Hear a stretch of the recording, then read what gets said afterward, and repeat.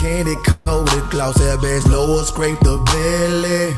Beating the truck, turning buildings into confetti. Country grammar like Nelly, we speak with a draw, but slow or something like in our slabs, we creepin' with crowd. Hit a button, you know the roof and screens fall. Jamming screwed up Tila, though we ain't too tired to ball. Root beer candy coated, Caprice flipping like I'm the law. See that shirt on that bop, got enough knock to pop it off. Old head cats telling me, Charlie, you need to knock it off. I just did look again, see I'm about to pop the bra. I'm from the dirty third coast where we keepin' it raw. Yo, slabs up against ours, you think that you're beating us now? Repip your rocker slabs down in the south, be nasty, y'all. Think that it's something, just wait till we pull out them classic calls. Candy paint drip like it was fresh out of molasses jars. Futuristic, got customization is way past the stars. I got my mom on form, but I'm swinging bumper grills. Got my mom on form, but I'm swinging bumper grills. I'm swinging bumper grills. I'm swinging bumper grills. I'm swinging bumper grills. Bumper grills. I got my mom on form, but I'm swinging bumper grills. Got my mom on form, but I'm swinging bumper grills. I'm swinging bumper grills. I'm swinging bumper grills. I'm swinging bumper grills. Bumper grills. Ain't no need to asking, boy, yes, I'm a winner, bourbon on 24 with VVS in a spinner, leather seats and my name and diamonds rest in the center. The only time this whip kick a rest is in the winter. Never a beginner, I'm a iced out champ. Leave the bracelet on my wrist and catch a iced out crab. I'm a dog and my whoop bargain nothing but free on, cause it's powered by an iced out amp. Hold up, Rappy Rick. I'ma slow it down and bring it back for my boy Brandon Chisholm in Tyler, Texas. Remember the first CD I ever got on? Ain't no hoes boy, baby.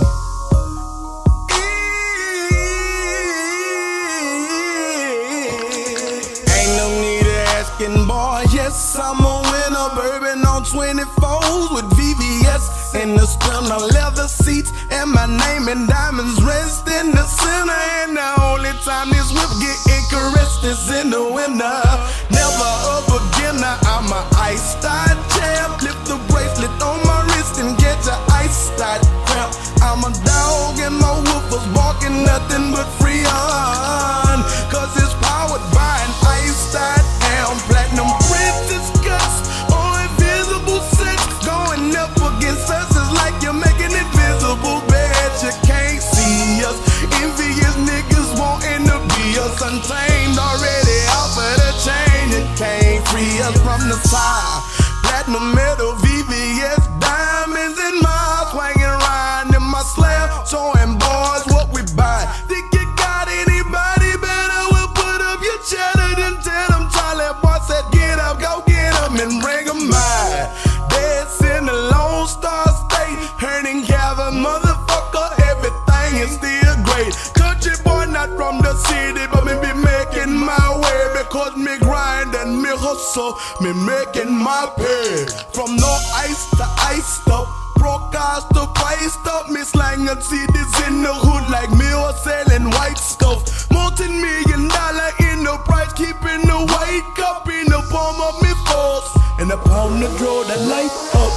Clean from head to toe, shine from my ear to my grill. Got pneumonia, cause my day, keeping my chest on chill. Says the comfort come down and see this how we live. Diamonds in our mouth, know what I'm talking about, that's right is.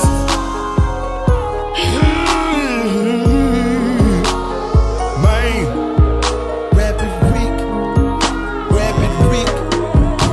they keep having to call out the mixtape mechanic, man.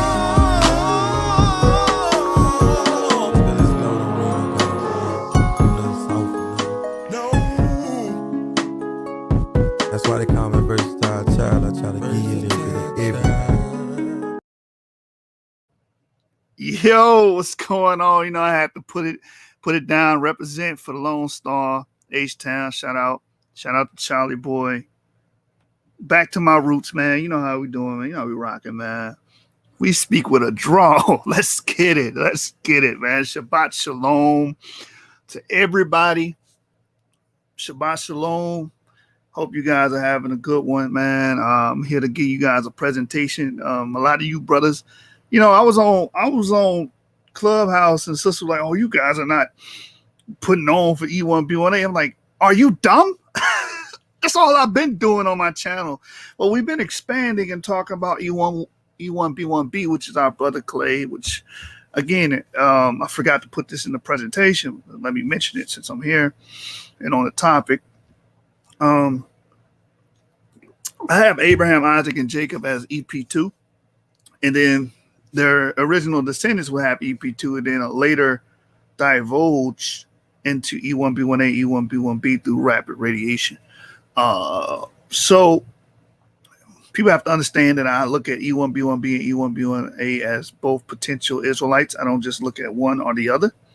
So I have a unique and particular view on that, man. But shout out to everybody, man. Shabbat Shalom to my brothers, Yosef and Inri Yahu. I hope I'm saying your name, Inri Yahu. Hi, Danny. Shabbat Shalom. So today we're going to get into it.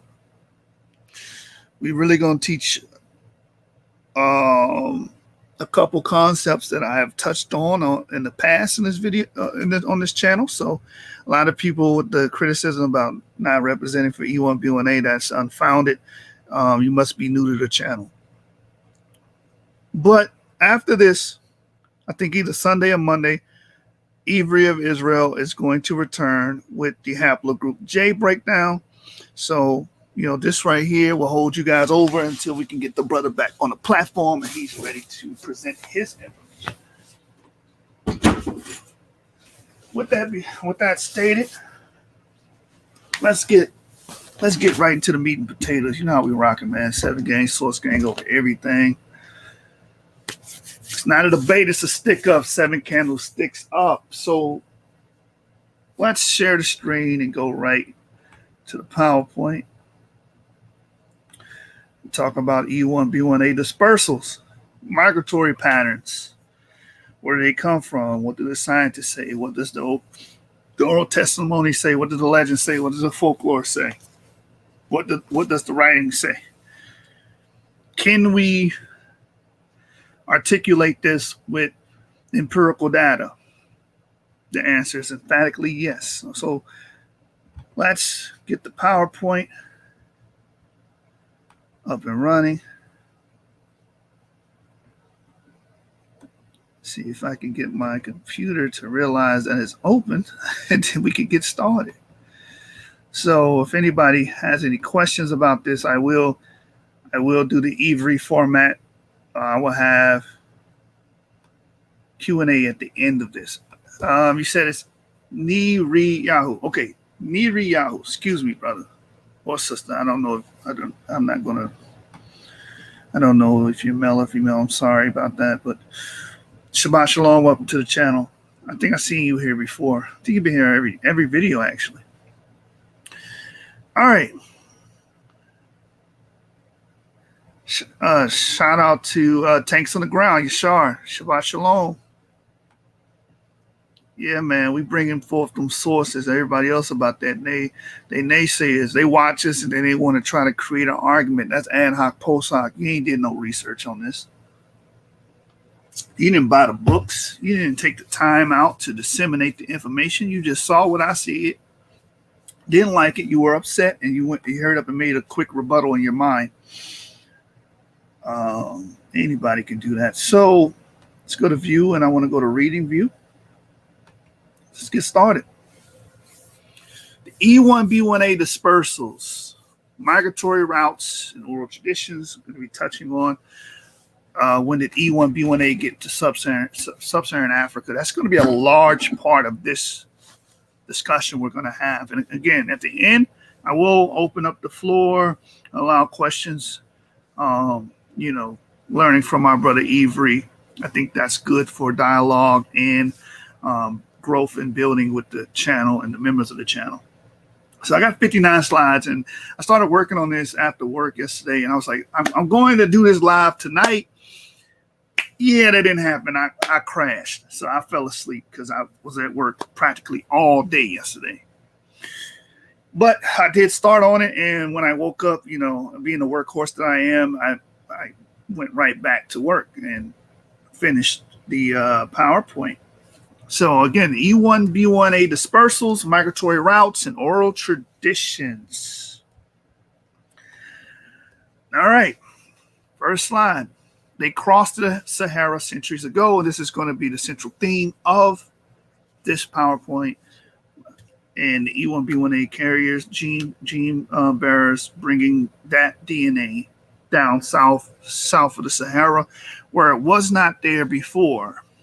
Let's make that clear. We are not indigenous to Sub-Saharan Africa.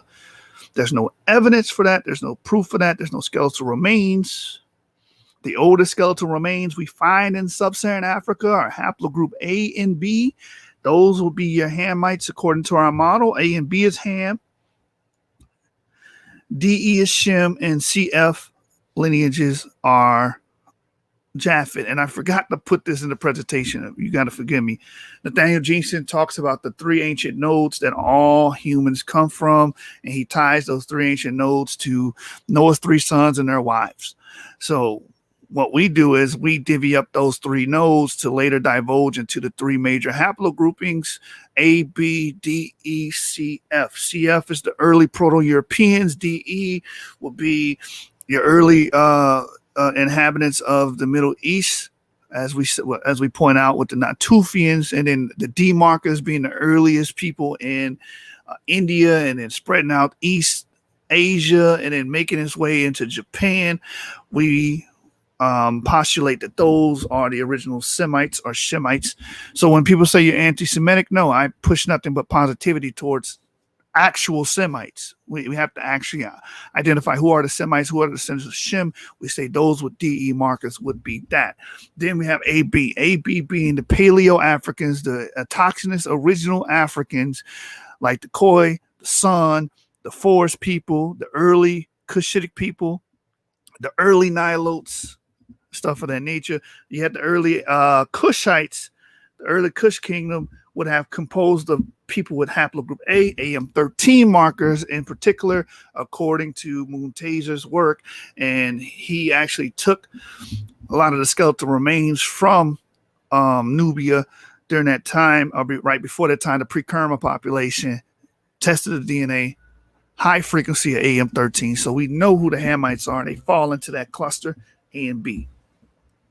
So prior to getting to Sub-Saharan Africa, there were A and B markers there. We have the DNA evidence to prove that as well. If you look up the article written about Shamluka or Shamlaka, however you say it, early Cameroon, the skeletal remains from 8,000 years ago and 3,000 years ago comport with each other. A and B haplogroups, A00, and I think BM60 was found there. So this is based on empirical studies, and this is how we built our model. So again, the slide says they crossed the Sahara centuries ago. I just want to give you guys that buffer before we started.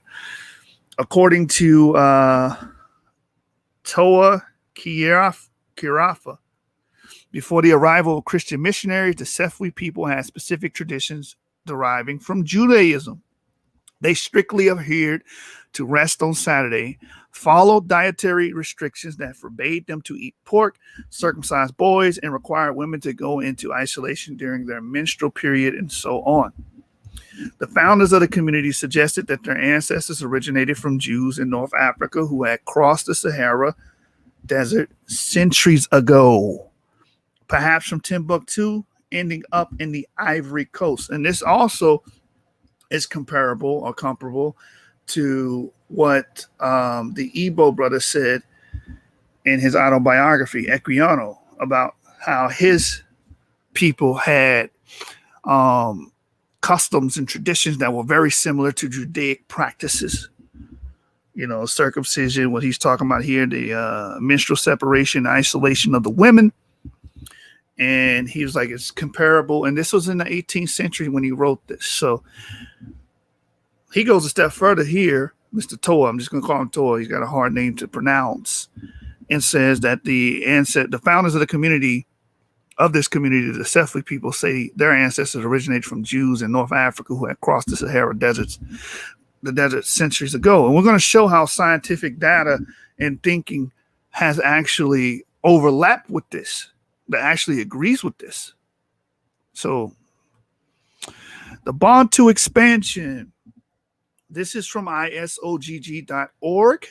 Y-DNA haplogroup E and its subclades 2010. Y-DNA haplogroup E would appear to have arisen in Northeast Africa based on concentration and variety of E subclades in that area today. But the fact that haplogroup E is closely linked with haplogroup D, which is not found in Africa, leaves open the possibility that E first arose in the Near or Middle East and was subsequently carried into Africa by a back migration. And that's the part a lot of people don't teach you. They don't tell you that. This is the part that often gets left out, or our relationship to DE and D. We see that D migrated all the way to Japan. This is not disputed. DM-174 is the Annamese Islanders, Tibet, the Chiang of China. They were in East Asia, and then eventually they made their way to Japan. So we're related to these people. And then when we get to E, we want to stick them in Africa. But no, the possible origin of these people could be the Middle East. And a lot of people do not want to accept that, which also goes and comports with our model that we are the Semites. We come from Shem. We do not come from Ham. We come from Shem. It says it has two important sublineages, e1b1a and e1b1b. E1b1a is an African lineage that probably expanded from northern Africa to sub-Saharan and equatorial Africa with the Bantu agricultural expansion. So right off the gate, we're showing that oral testimony comports with the scientific theory that they posit about the migratory routes of E1b1a. We can already see that. And we're going to touch on the agricultural expansion later. E1b1a is the most common lineage among African Americans. E1b1b1 probably evolved either in Northeast Africa or the Near East and then expanded to the west, both north and south of the Mediterranean Sea. So our brother Clay has the same similar migratory route. Why? Because we started off together with brother Clades. We started off together.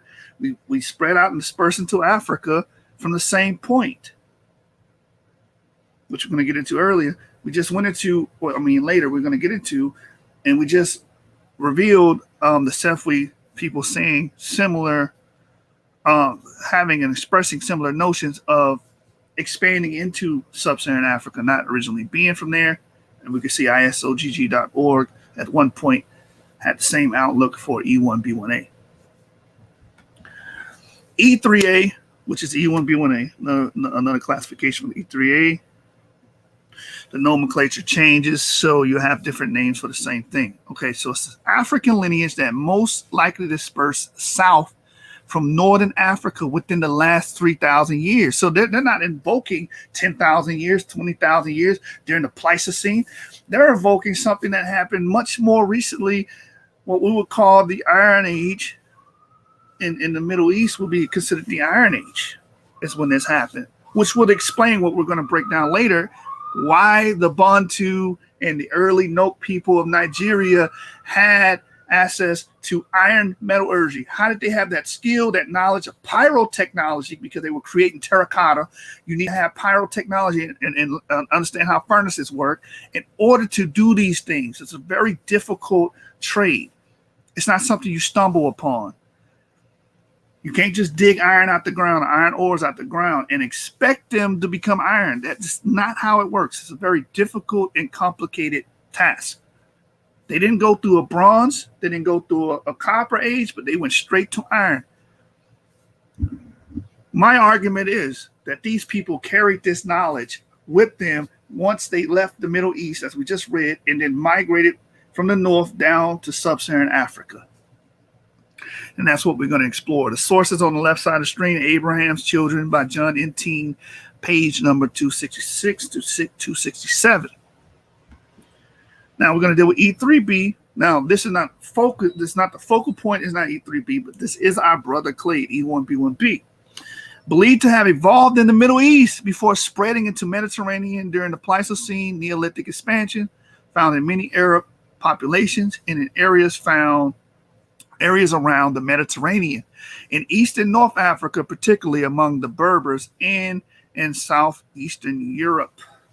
Same book, same page. Abraham's Children, John and Teen, page number 266, 267. So if our brother Clade is related to the Middle East, it's easy to posit and postulate that we belong to the Middle East as well, which would explain what we're going to bring out later, why we find certain e1b1a specimens outside of Africa. Let's keep going. Hit that like button and subscribe to the channel. A lot of people don't realize that it has been posited that E3A started with only 40 men. E1b1a, let me say it again, started with a population of 40 men, according to the estimation. And these 40 men later blossom into the huge population of E1b1a we see in Sub-Saharan Africa today. The source is 1 to 3 men fathered most West Europeans. That's another thing people don't know. 1 to 3 men fathered 60% of Europeans. That's why you guys have to understand population growth and population genetics before you even, dive into a lot of these topics. It doesn't take that many men to become huge populations, especially when you're dealing with polygamy. David Reich talks about polygamy in his book, which would have boosted our numbers. It says the haplogroups investigated in the study are variations of the Y chromosome only present in men. Using advanced sequencing tools, it was therefore possible to produce a model of population expansion by fatherhood, while the predominant African haplotype E1b1a shows an expansion started from approximately 40 men over about 12,000 years. So he supposed that it takes 12,000 years. We're going to get into the paper, and they actually give a range, which you can actually see here in the graph, 2 to 24,000 years. And he chose, I guess, the median. 2 to 24,000 years, this expansion ballooned, as we say, or blossom. It says the European haplotype R1b shows rapid expansion over a few generations, started from just 1 to 3 men. And that also shows what the European study, and I'm glad he did a comparative analysis between both. It doesn't take that much time to radiate and spread and grow as a population, because the Europeans only did it in a few generations. We know with the Yamnaya culture coming into Europe and displacing the original autochthonous Europeans with the G and the I markers. We did the same thing when we went into Africa and displaced the autochthonous A and B markers. Okay, early Nilotes, Bush people, Khoi and the Sun, Khoi Sun, things of that nature, right? The pre-Kerma population. It says Biomed Central Online Magazine. Biome spoke to Chris Tyler Smith to get his take on what the article is telling us. When asked about why the population of Europe may have expanded so rapidly, he suggested that in Europe, a starting number of farmers may have been smaller, so there were fewer Y lineages. And the farming package, perhaps including several different crops and domesticated animals, may have been well suited to the environment, so the farmers could increase rapidly in number. Why is this important? Because the Bantu expansion is the same thing. You have farmers coming in, bringing in agriculture, agrarian society, and that is what helps you grow. And that's what supports population boom, because you can create a surplus of food and you can support a larger society. So this is a beautiful paper written, right, that shows you population growth and it happening in a short amount of time. Because even with E1b1a, it's a range that they give it 2 to 24,000 years. And I'm going to roll with the 2.53 thousand years because that comports with the Bantu expansion. Watch this. 2.5 thousand years ago. And this is from the paper that the last paper was actually citing from.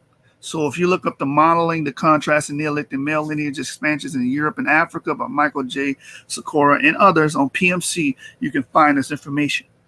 The later and more gradual E1b1a expansions in Africa is as expected from the spread of cattle herders from the north between 2.5 and 8,000 years ago. So they have it the same way. E1b1a coming from the north and going down into sub-Saharan Africa. This is a scientific paper. There's no paper suggesting with material or empirical evidence that we were there 30,000 years ago. That's nothing out there saying that, but you have people on the internet reverberating that nonsense. It's not based on empirical science, observable data. It's based on, a fairy tale pretty much. So here's the range, 2.5 to 8,000 years ago. Of course, I'm going to lean more towards 2.5 to around 3,000 years ago, because that's what we see with the pottery assemblages. We can see when the first settlements were created and erected in Africa, and it falls within that timeline.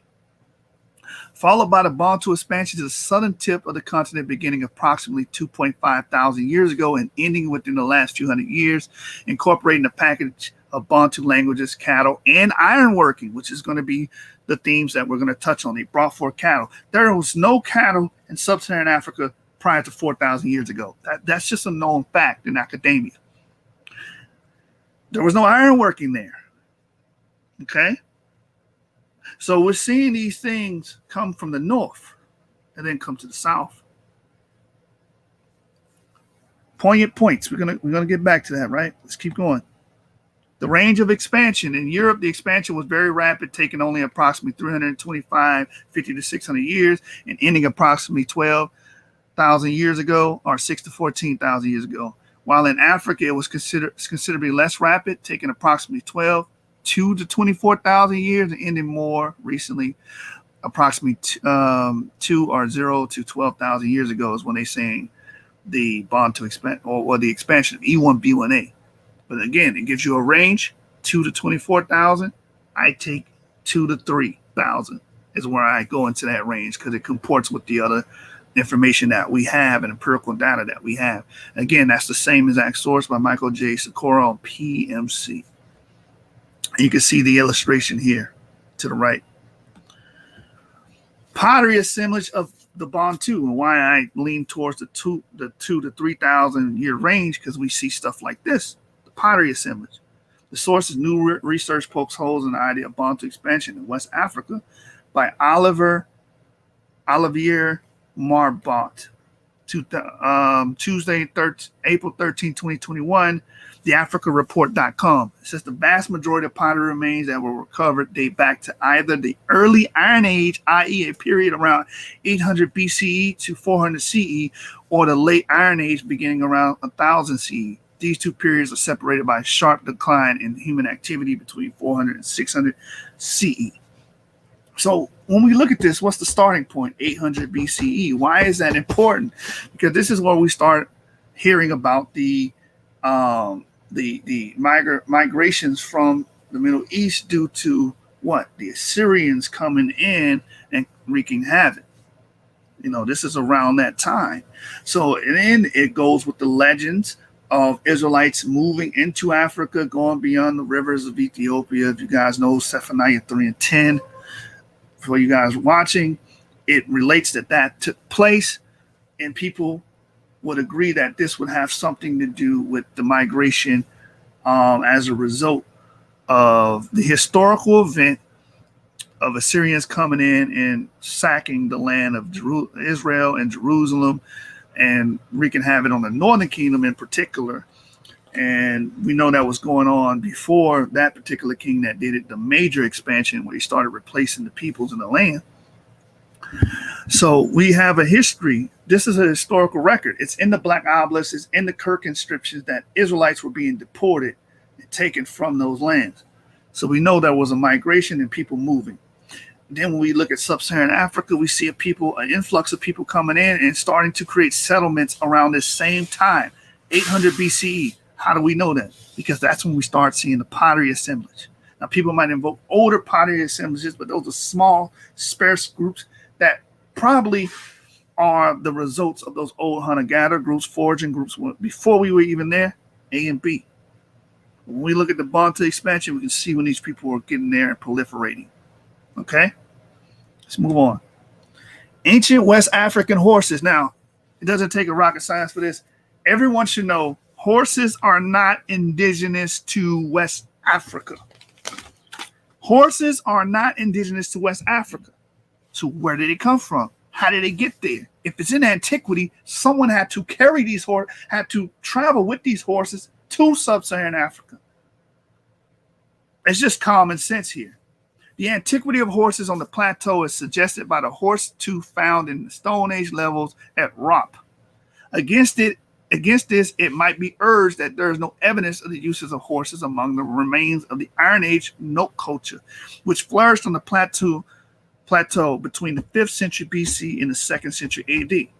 But negative evidence of this sort cannot be regarded as decisive. So when people try to invoke negative arguments, this is for anything, that's not a good argument. But what we do find, which we're about to show you, is this note culture in their identification of horses. And we already have a horse tooth found in the Stone Age level, so we know horses were there. It is suggestive that these horses of the plateau belong to a distinctive breed smaller than the horses of the surrounding lowlands. What will probably prove to be the earliest evidence of the horse in West Africa so far discovered is a horse tooth found in recent excavations by Nicholas David at a rock shelter at Rop in the plateau area of northern Nigeria. Now, Nigeria is the place of the note culture, right? And we find a horse tooth there, right? This tooth was found in a Stone Age level, thought likely to the date somewhere during the first millennium BC. Around 1000 BC. That would be 3,000 years ago, which comports with what? The Bantu expansion, the migration of e1b1a coming into Sub-Saharan Africa. All of this is starting to come together. Now, horses are not indigenous to Sub-Saharan Africa. So where did they get these horses from? Okay, we know where horses come from. The people of the steppes were already familiar with horses. Eurasia were already familiar with horses prior to this. In the Bronze Age, they were already familiar to it. Now, we know the Egyptians later adopted these horses, right? So you can say, oh, well, maybe they just came from Egypt. But the point is, horses are not indigenous to Sub-Saharan Africa. It says, but at the time of writing, radiocarbon dates for associated bone material were not yet available. Now watch this. Same source, The Horse in West African History by Robin Law. A find of horse teeth and bones and associated with Neolithic stone axes was also made in 1931 at the site of Wara Dawudu in the Adamawa province to the east of the plateau, but this find is poorly documented and precise dating is impossible. So this is also in Nigeria as well, finding horse teeth and bones with stone axes. Horse domestication in ancient Eurasia. This is a known fact. This is from the World of Oshu Civilization. Bertil Lyonet, page number 757. Substantial evidence for horse domestication and herding has also been documented in the Eurasian steppe rock art, beginning from the late 3rd or 2nd millennium BC. Unlike earlier periods, Paleolithic and Chalcolithic, when horses were primarily depicted in hunting scenes or alone, the Bronze Age petroglyphs show both horses being hunted and already domesticated. Engravings and carvings of the latter have been discovered at the Bronze Age site of Bachkonur in central Kazakhstan, depicting horses with straps attached to the nostrils or mouth. So these are the people that first domesticated the horse. We have the archaeological evidence to prove that. Then we start seeing the domestication of the horse in Nigeria. Where is this coming from, right? Watch this. Now we're going to deal with before we get into the finishing touches on this horse argument, the genetic makeup of the Oshus, what we just brought up, aka the BMAC culture. Guess what DNA was found there? The Oshu civilization spanned the area of modern southern Turkmenistan, Uzbekistan, and Tajikistan between 2400 and 1800 BC. Based on genetic analysis of the remnants found in the civilization cemeteries, there were a number of ethnic groups living in the area, including Middle Easterners, J1, J2, Indo-Europeans, R1b, R2, Caucasians, GT, Dravidians, L, and East Africans, e1b1a and e1b1b. So e1b1a and e1b1b was a part of this horse breeding culture. And then we see early e1b1a migrants in Nigeria with evidence of them having horses with the horse tooth and stone axes dating around 1000 BC. which would be 3,000 years ago. So you can see the connection that we're drawing here. So we know E1b1a was a part of the BMAC culture or the Oshus civilization, and they were known to have horse breeds. This is from Broken Timelines, Book 3, Jack Stornoway, page number 14 and 15. This is the BMAC culture location or the Oshus, close proximity to Iran, which would put E1b1a and E1b1b in the Iranian farming culture. As you can see on the map, you see the BMAC here, 2200 to 1700 BC. As you can see. And you see also a modern map with Iran. So it'll be right here in this area: Iran, Afghanistan, Turkmenistan, Uzbekistan. Let me check the live, make sure we're still rolling.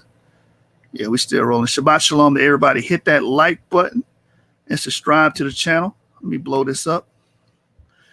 Subscribe to the channel. I appreciate every one of you guys. Yeah, we rocking and rolling. All right, let's keep going.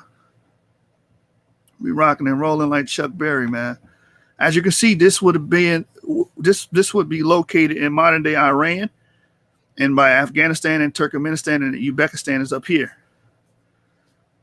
This is where they found E1b1a during the Bronze Age.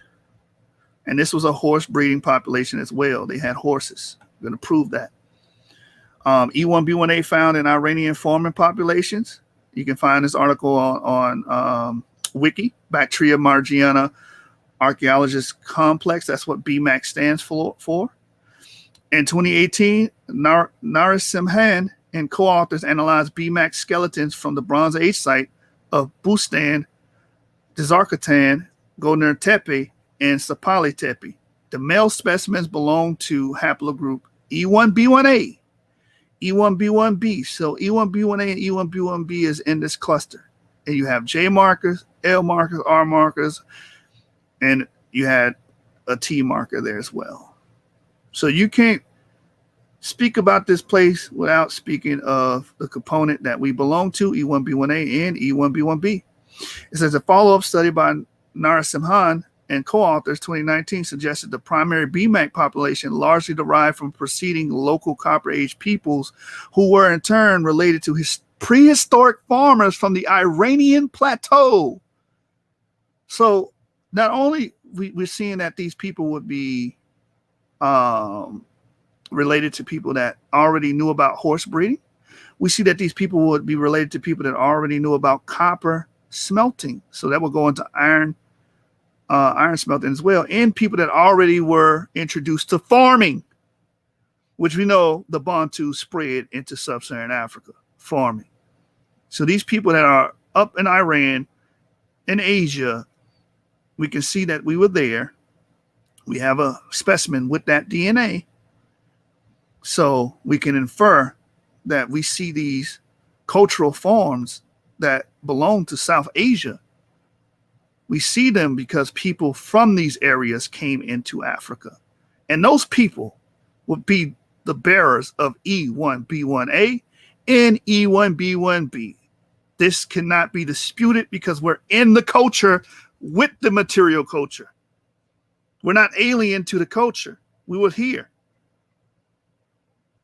With these prehistoric farmers from the Iranian plateau and to a lesser extent early Anatolian farmers and hunter-gatherers from Western Siberia. All right, let's keep going. Horses in the BMAC culture or the Oshus civilization.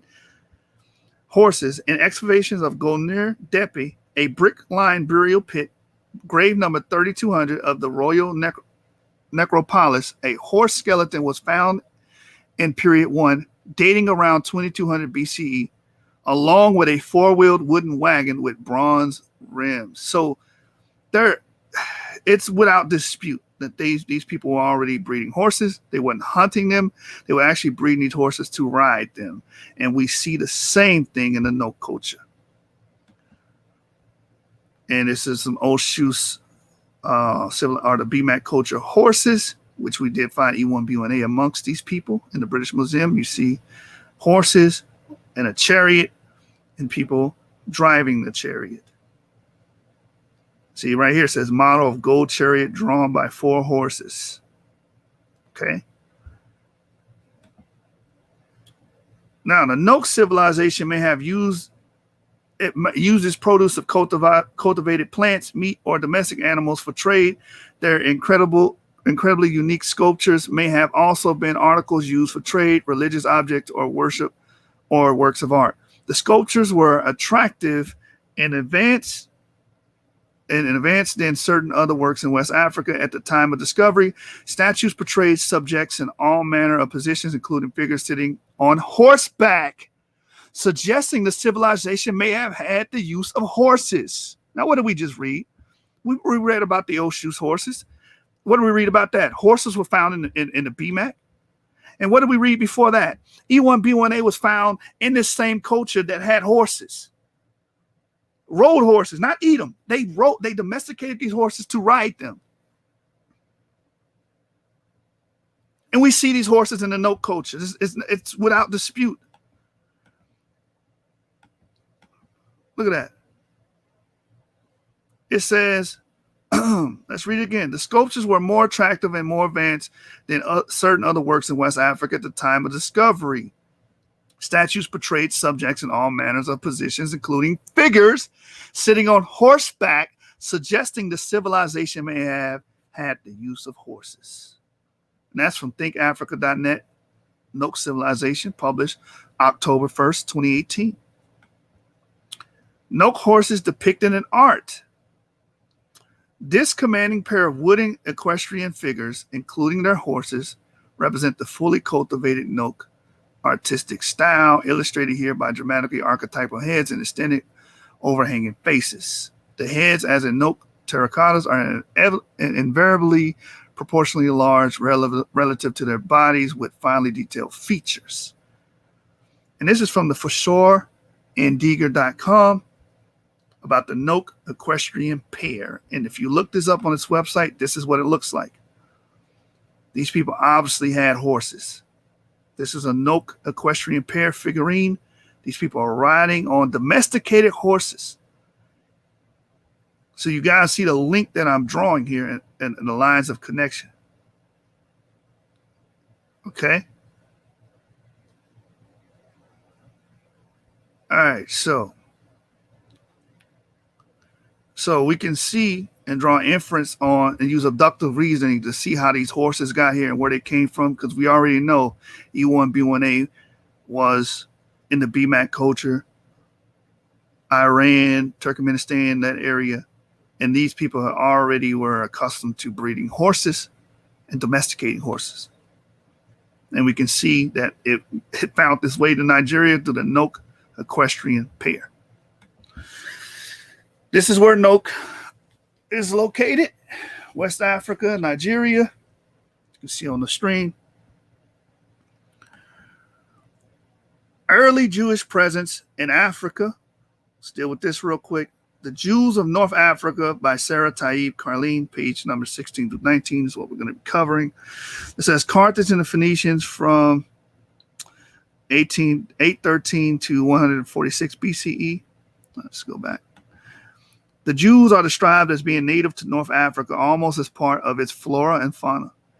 Ever since historians and archaeologists started to write on this region with regards to the foundation of Carthage in 813 BC by Dido, queen of the Phoenicians. However, it's also possible that Jews had settled in North Africa prior to this date, as we know that King Solomon, who reigned 973 to 936 BCE, had excellent economic relations with King of Tyre, Hiram, who reigned from 969 to 935 BCE. Indeed, one can read in the Bible. And she goes over the verse when King Solomon made that voyage. Marcel Simon, one of our principal sources of information about the Jewish communities of pre-Islamic North Africa, surmises that although it is difficult to pinpoint exactly when Jews first settled in the region. I also want to make this point here. When we're putting these Jews in North Africa, where did E1b1a come from? According to the migratory patterns we read, Northern Africa. And then penetrate sub-Saharan Africa. And we see these Jews coming in during this time. It's that it is almost certain that there were Jews during the Phoenician Empire, or before, and certainly before the Romans, i.e. before 146 BCE. Hertzberg presumes that North African Jewry possibly goes back to the time when Tyrians and Sidonites settled on the African coast. So that's huge. Let's keep going. Same source. According to St. Jerome under the Pax Romana, the Jewish communities underwent a period of great prosperity all the way from India to the western tip of Africa. To the western tip of Africa. These are recorded facts, man.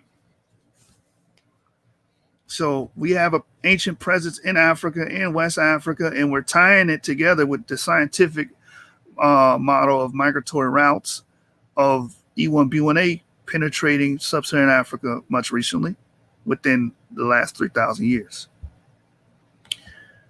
Expansion. The agriculturalist expansion that had the greatest impact on Africa is the one associated with people who speak languages of the Bantu family. So this is why they call it the Bantu expansion. And these are agriculturalists carrying agrarian culture. Or what they would get that from? Well, we read earlier that they would have been a part of a prehistoric Iranian farming population. So they would have already knew about farming prior to coming to Africa. And that's David Reich's book, Who We Are and How We Got Here, page number 277 to 278. Again, as a reminder, e1b1a, the African lineages that most likely dispersed south from northern Africa within the last 3,000 years with the Bantu agricultural expansion, the most common lineage among African Americans. What have we covered so far? They would have brought farming with them, and they would have brought domestication of horses with them. And that's Abraham's Children by John and Teen, page number 266 and 267. And we have the timestamps to keep it within this 3,000 year, less than 3,000 year time frame. Same book by David Reich, Who We Are and How We Got Here. Same page.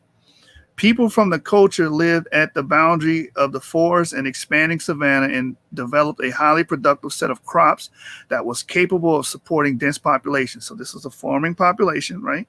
By about 2,500 years ago. This would be around 500 BC. They had spread as far as Lake Victoria in Eastern Africa and mastered iron tool making technology. Where does iron metallurgy come from? Southwest Asia. Where does the horse breeding come from? Asia, South Asia. So where does farming begin? Southwest Asia. We see these farming populations that we belong to, we found our sample in. So it's easier to draw these lines of inference and use abductive reasoning to surmise that these people would have came from Southwest Asia. And we got the time frames. Here's the timestamps, 2,500 years ago. And by around 1,700 years ago, they had reached Southern Africa. 1,700 years ago, that's 300 CE. The consequence of this expansion is that the great majority of people in Eastern, Central, and Southern Africa speak Bantu languages, which are most diverse today in present-day Cameroon, consistent with the theory that Proto-Bantu languages originated there and were spread by the culture that also expanded from there around 4,000 years ago. So he posits 4,000, but I keep it within 3,000 because the archaeological finds comport with it. Let's keep going. Now, let's deal with Eldad Haidani account of Israelites migrating. And you can find this account on chabad.org. According to the story related by Eldad the Danite, who had it told to him by his ancestors. So again, this is oral. This is him recapitulating oral history, which we know majority of the ancient world would have operated like this. We bring up Herodotus all the time. He was recapitulating oral history from the locals of the places he were interviewing. He just wrote them down, but they exist as oral history first. So Eldad the Danite is pretty much recapitulating oral history here. It says, who had it told to him by his ancestors, who in turn were told about it by their ancestors from generation to generation. Back to those faithful days, the 10 tribes were not lost at all. Eldad the Danite related that his own tribe, the Danites, did not wait to be exiled when the Assyrian Empire grew strong and mighty. They saw that there was no hope for them to remain free. Moreover, the kingdom of the 10 tribes was at war with the kingdom of Judah. And the Danites did not want to fight against their own brethren, so they decided to leave the land of Israel and find a safe place for themselves.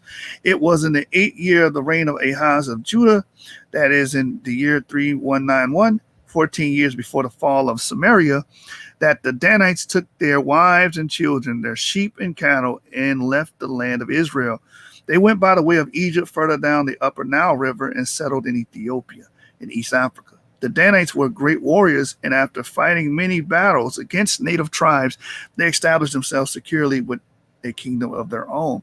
And real quick sidebar, this is why many people in the state of Israel accept the Ethiopian Jews as real Jews because off of this historical narrative. So this narrative has been taken seriously. So let that be noted. Same source. And also those tribes with the war. It says later on, after the destruction of Beth Hamikdosh, 3 more tribes joined the tribe of Dan, Eldad related. They were the tribes of Naphtali, Gad, and Asher. The 4 tribes lived side by side in peace and brotherhood. The region where they lived was a fertile one. The only trouble was that the surrounding tribes were unfriendly.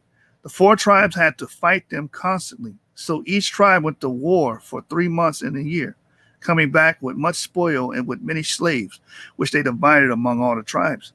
Their elders and scholars received a great share of the produce and riches, so that they could study the Torah in peace and security. This sounds similar to the depopulation, if you will, of Sub-Saharan Africa. Because we do know there was a depopulation of Sub-Saharan Africa. Because many of the original Africans, the A and B haplogroups we were invoking earlier, they eventually got reduced. They would have been a bigger population, but e1b1a came to Sub-Saharan Africa and started reducing the male population and sleeping and reproducing with their women. That's pretty much the consensus. And we have a oral testimony recorded by Eldad the Danite that pretty much says the same thing.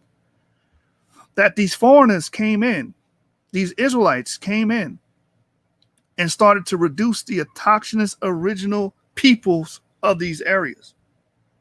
Started to have war with them and kill them off. Watch this.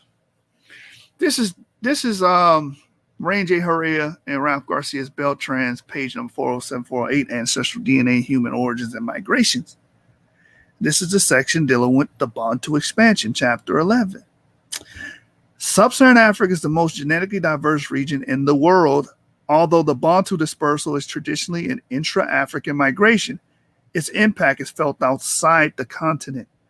Actively and passively, the Bantu phenomenon changed Sub-Saharan Africa and beyond.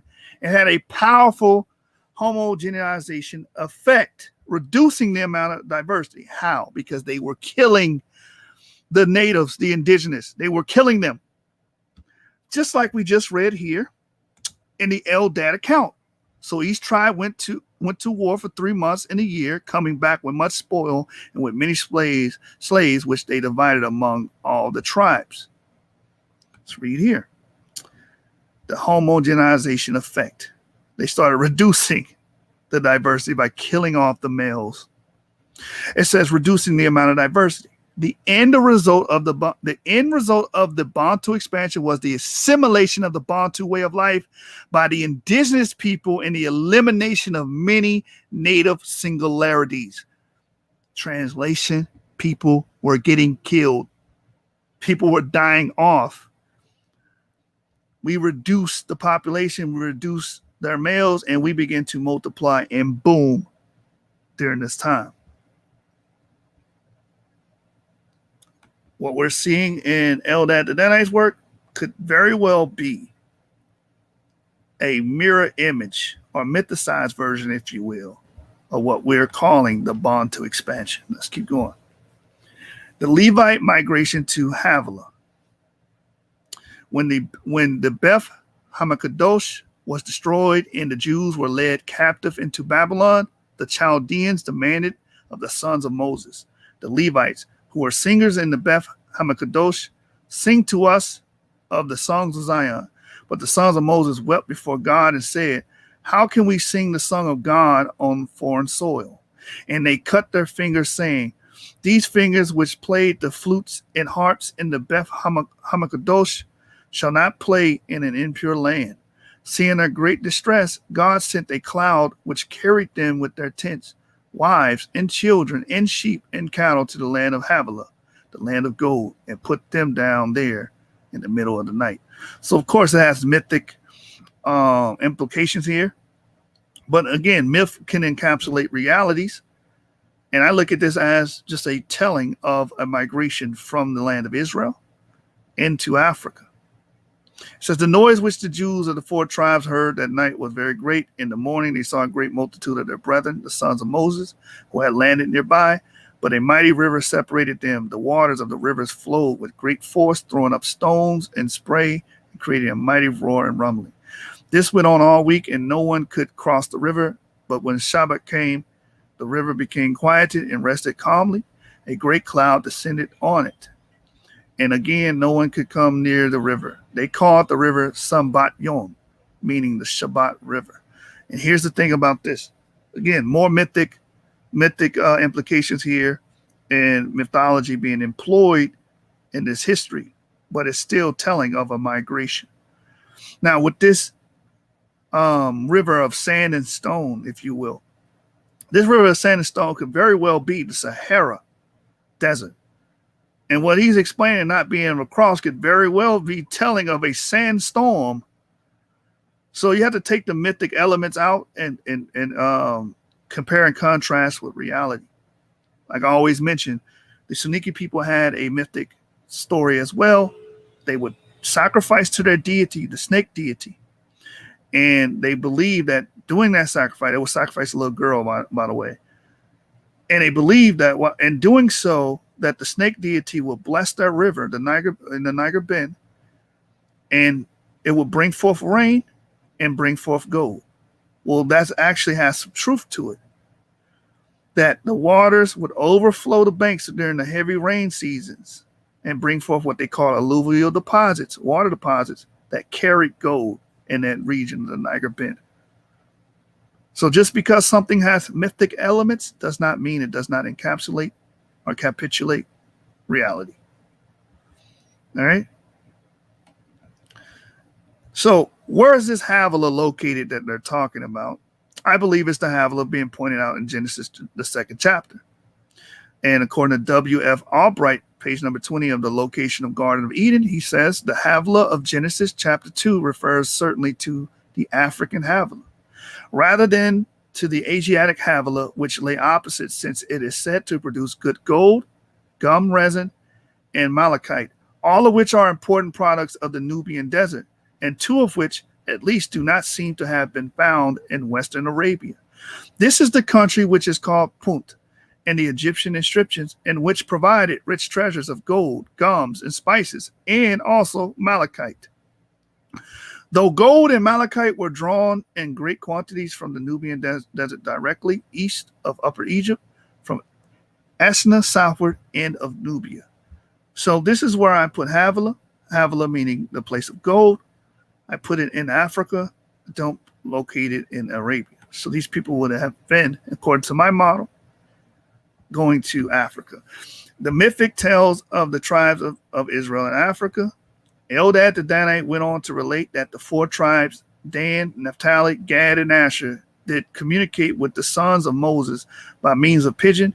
If they wanted to ask them about a law or tradition, they used to write the question on a piece of parchment to tie it on the leg of the pigeon, which carried it across the river. In the same way, they received the reply. Same source by elshabbat.org by Nissan Mendel. Legend of migrations of the ancient Israelites. there are men of Israel in the land of Persia who say that in the mountains dwell four of the tribes of Israel, namely the tribe of Dan, the tribe of Zebulun, the tribe of Asher, and the tribe of Naphtali. They are governed by their own prince, Joseph the Levite. Among them are learned scholars. They sow and reap and go forth to war as far as the land of Cush by the way of the desert. What Benjamin of Tudela is saying comports with what Eldad Danite is positing in his work as well. They are in league with the Kofar al-Turak, pagan tribesmen who worship the wind and live in the wilderness. The Sambat may be a reference to the Sahara Desert. I covered this briefly. Sahel is the Arabic word for shore. It is as if the Sahara was a great ocean of sand and rock. The camels that transport goods across the desert were ships, and the large market towns were seaports. So we can see that this is how the ancients would look at the Sahara, as a great body of water, like exactly how you would look at a river or a lake or an ocean. This is how they would look at it. How we know that? Because the word Sahel, that's below the Sahara, means shore. That's what it translates to in the Arabic. And the source is The Empires of Medieval West Africa by David C. Conrad. Pages 35 to 37 is where you can find that. Oral testimonies are valid sources, pure Oxford. And this is from the Oxford Encyclopedia of African Historiography, Methods and Sources, page number 22. Oral traditions were performances before they became written accounts, like we brought out with Eldad the Danite. He was recapitulating what his ancestors told him. It says they contain evidence both about the construction of the past and the past itself. So when people try to dismiss oral testimony, academia is not completely dismissing oral testimony. They're not doing that. This is from the Oxford Encyclopedia of African Historiography, by the way. They're not doing that. They understand that oral testimonies contain evidence about the construction of the past and the past itself. The influences of writing on the contents of performed oral traditions do not extinguish their value as evidence of past events and past political realities. So that's that on that. So if anybody's trying to doubt oral testimony, always refer them to Oxford. Let's keep going. The Soninke people's oral tradition. The Soninke people's idea about their history are expressed in the legend of Ouagadougou. This is an oral tradition told by many generations of Gasseri, Soninke professional storytellers and musicians. Details vary from one version to the next, but the legend generally describes the origins and early deeds of different Soninke clans. The legend often begins by describing how the ancestor Dinga came from somewhere in the Middle East. This comports. Now we're doing a full circle here. It's getting cyclical here. We shown that horses would have originally been domesticated outside of Africa and Eurasia. We shown that the Oshu civilization, where we do find e1b1a, was present there and could have carried that domestication into Africa. We see that. We've shown metallurgy, iron metallurgy amongst these people, which we know in Southwest Asia. We've shown that the farming and agriculture would have came from outside of the region of Sub-Saharan Africa as well. And now we're showing another oral testimony that's saying that these people came from outside of Sub-Saharan Africa, from somewhere in the Middle East. And this is where Ouagadougou is located, ancient Ouagadougou, west coast of Africa. The Limba oral tradition. Here's another oral tradition here. The members of this community, Jewish states of the Sahara, claim that there are ancestors that came from Palestine via the edge of the Sahara at the time of Nebuchadnezzar. This is the Black Jews of Africa by Edith Bruder, page number 103.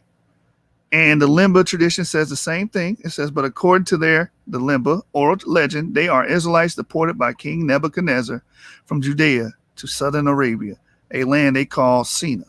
The Limba cite passages in Ezra 2:35 and Nehemiah 7:38, where it says almost 3,930 30 sons of Sinai returned from exile in 538 BCE at the behest of the Persian king Cyrus to rebuild the temple of the Babylonians. The temple the Babylonians had destroyed. Source: Abraham's Children by John Tyne, page number 116 to 117. The legend of the Balfour. In Mauritania, according to Arab sources and certain oral traditions of Western Africa, the first inhabitants of Western Africa were the Balfour, whose Jewish origin is enigmatic and controversial.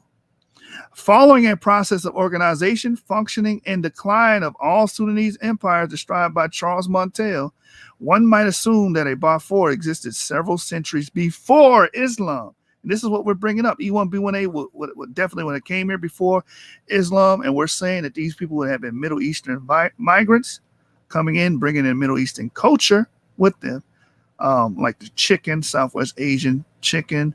The first people to eat and consume chicken was actually in the Middle East, was in the Levant, well, in Palestine. We covered that in prior episodes. The cowpeas, the glass beads, the metallurgy, the pyrotechnology, the coconuts, the bananas, the melons, can all say have a Southwest Asian origin. And the legend is these these Jewish people were in Sub-Saharan Africa prior to Islam. So these Balfour seem to have introduced the cultivation of palm trees, horse breeding. Hold on, didn't we bring that up earlier? Horse breeding being associated with these early Jews that would have penetrated the Sahara. All right, horse breeding, new irrigation methods, and metallurgy.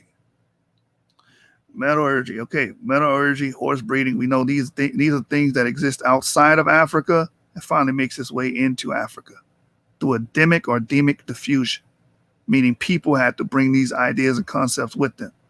So according to a tradition reported by Andre J. Lucas, the Balfour were the first ones to plant palm trees and to dig deep in large wells. The Mu'amin, the craftsmen, make and have always made work of art. And this will also go back to the terracotta that the Note culture was actually creating and farming, right? It says they are called Yahud because according to legend, only Jews in Mauritania were craftsmen. And you know that the Mu'amin have neither homeland nor tribe. And this is Black Jews of Africa by Edith Bruder, page number 108. So the source population for metallurgy, the people of the BMAC culture were very proficient at working in a variety of metals, including bronze, copper, silver, and gold. This is attested through the many metal artifacts found throughout the sites. So we already have a population that were familiar with the metallurgy, and we see E1b1a and E1b1b within this culture.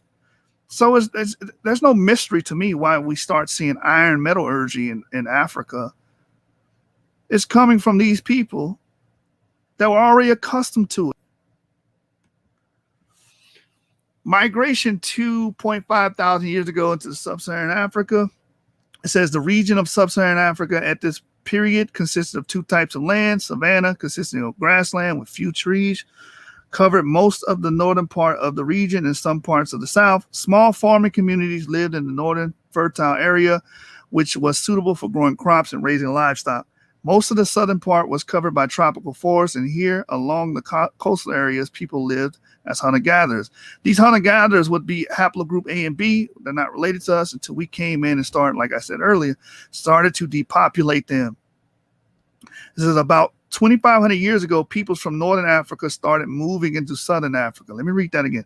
About 2,500 years ago, people from northern Africa started moving to southern Africa, bringing a new way of life with them. These tribes lived in settled villages, grew crops like sorghum and millet, beans and cowpeas, and herded cattle, sheep, and goats. They also knew how to use iron, and each group made pottery with its own distinctive style. What did we just read? Are you guys paying attention? The people of the BMAC culture were very proficient at working in a variety of metals, including bronze, copper, silver, and gold. This is attested through many metal artifacts found throughout the sites. So a metallurgy population obviously moved into Southern Africa, they already knew how to use iron. That's clear. This was the beginning of the African Iron Age. Iron was the first metal used by Africans living south of the Sahara Desert, and it was spread through Africa by farmers, which is also tying them back to these BMAC people where we see our DNA within those groups. And it also talks about sometime in the first millennium BC, traders probably started to cross the Sahara Desert using horse-drawn chariots. And the proof of that is the Note culture had horses. And the source is the Encyclopedia of the Ancient World by Shona Grimbley, page number 46. The Iron Note culture, same book, same page. The early cultures, the Note culture, which lasted from about the 6th century BC until the first few centuries AD, was the earliest known ironworking community in West Africa. The Note grew sorghum and kept herds of cattle. So we can clearly see that this is a farming population. They dealt with iron metallurgy, and we have a time stamp. This is around 6th century BC.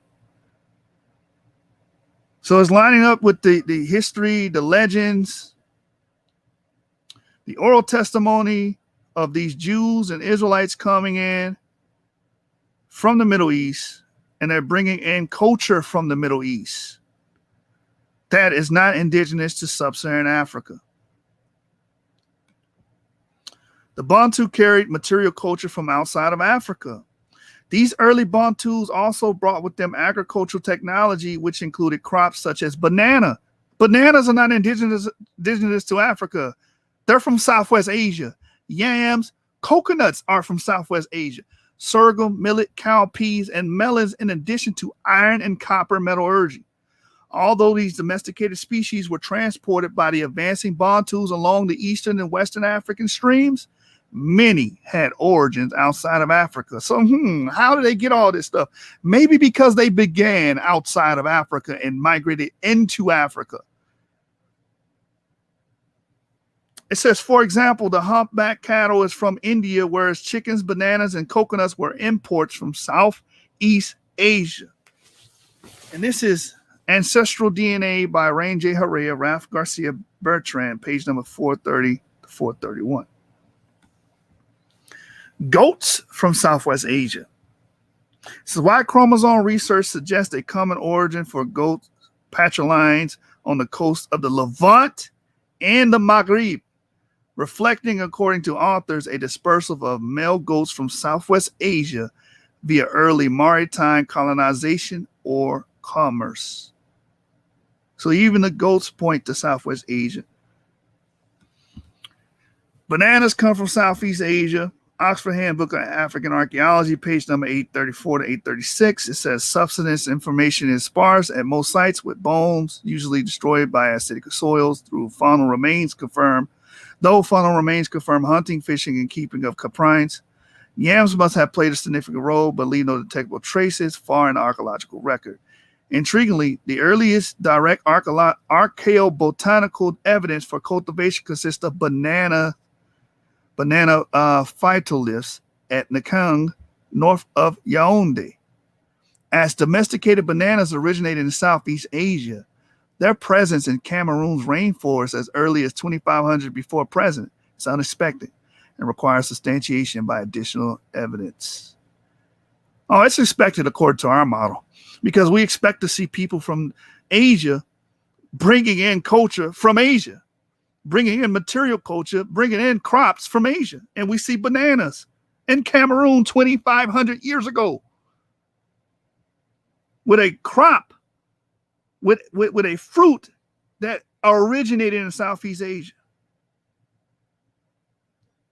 All right. Bantu derived from a people familiar with pyrotechnology. Oxford Handbook 816, 817. A third factor must also be considered with reference to ironworking in particular, and that is pyrotechnology. The point here is that it's frequently stated that ironworking could not have been invented independently by any given people unless they had been practicing other fireborne technologies that required high temperatures, such as kiln fired pottery, glass beads, and clay figurines, but especially the smelting of copper or lead. This lets you know that these people came from outside of Sub-Saharan Africa because there was no copper or Bronze Age in Sub-Saharan Africa. They went straight to iron. So anybody trying to push a serendipitous discovery of iron, you have a lot of gaps to fill in. How did they do that? It's a very difficult task to create iron. And without no prior understanding of pyrotechnology? No, these people already had the understanding of pyrotechnology and iron metallurgy before they penetrated the Sahara. Full mastery of iron metallurgy and SSA. Says with these ideas, which SSA means Sub-Saharan Africa, it says with these ideas in mind, we can now examine the appearance of metallurgy in Sub-Saharan Africa and its subsequent development. While Mediterranean Africa, Asia, and Europe went through all three metallurgical ages, copper, bronze, and iron, the available evidence indicates that Sub-Saharan Africa did not experience the first two, at least at an elaborate level. Instead, it moved into iron production straight away and almost exclusively, with only limited copper and bronze working. By the mid-late first millennium BC, several areas of Sub-Saharan Africa were in full mastery of iron working technology. Why? Because they come from a population that were already accustomed and went through the other two levels of iron metallurgy in the Bronze Age. They already went through that. So once they got to Africa, they understood iron and they began to spread. This is also how we defeated a lot of the autochthonous people of Africa, because they were using stone tools and we were using iron tools and weapons. So we had superior weapons than the original Africans that were in Sub-Saharan Africa. Timestamps of the metallurgy and SSA. Early copperworking sites include Agadez and Azalik in central Niger, 900 to 300 BC. Akhut in western Mauritania, 800 to 200 BC. And Kansanshi in northern Zambia, 4th century AD or CE, right? So we see a late appearance of the other metals. We see iron first and we see these come later. In other areas and localities of the world, you usually see copper, bronze, and then iron, but you do not see that in Western Sub-Saharan Africa. External origin of iron metallurgy. Africa, in the apparent absence of of Chalcolithic and Bronze Ages, have made the question of how that region acquired the knowledge of metal production in the first place difficult and complex.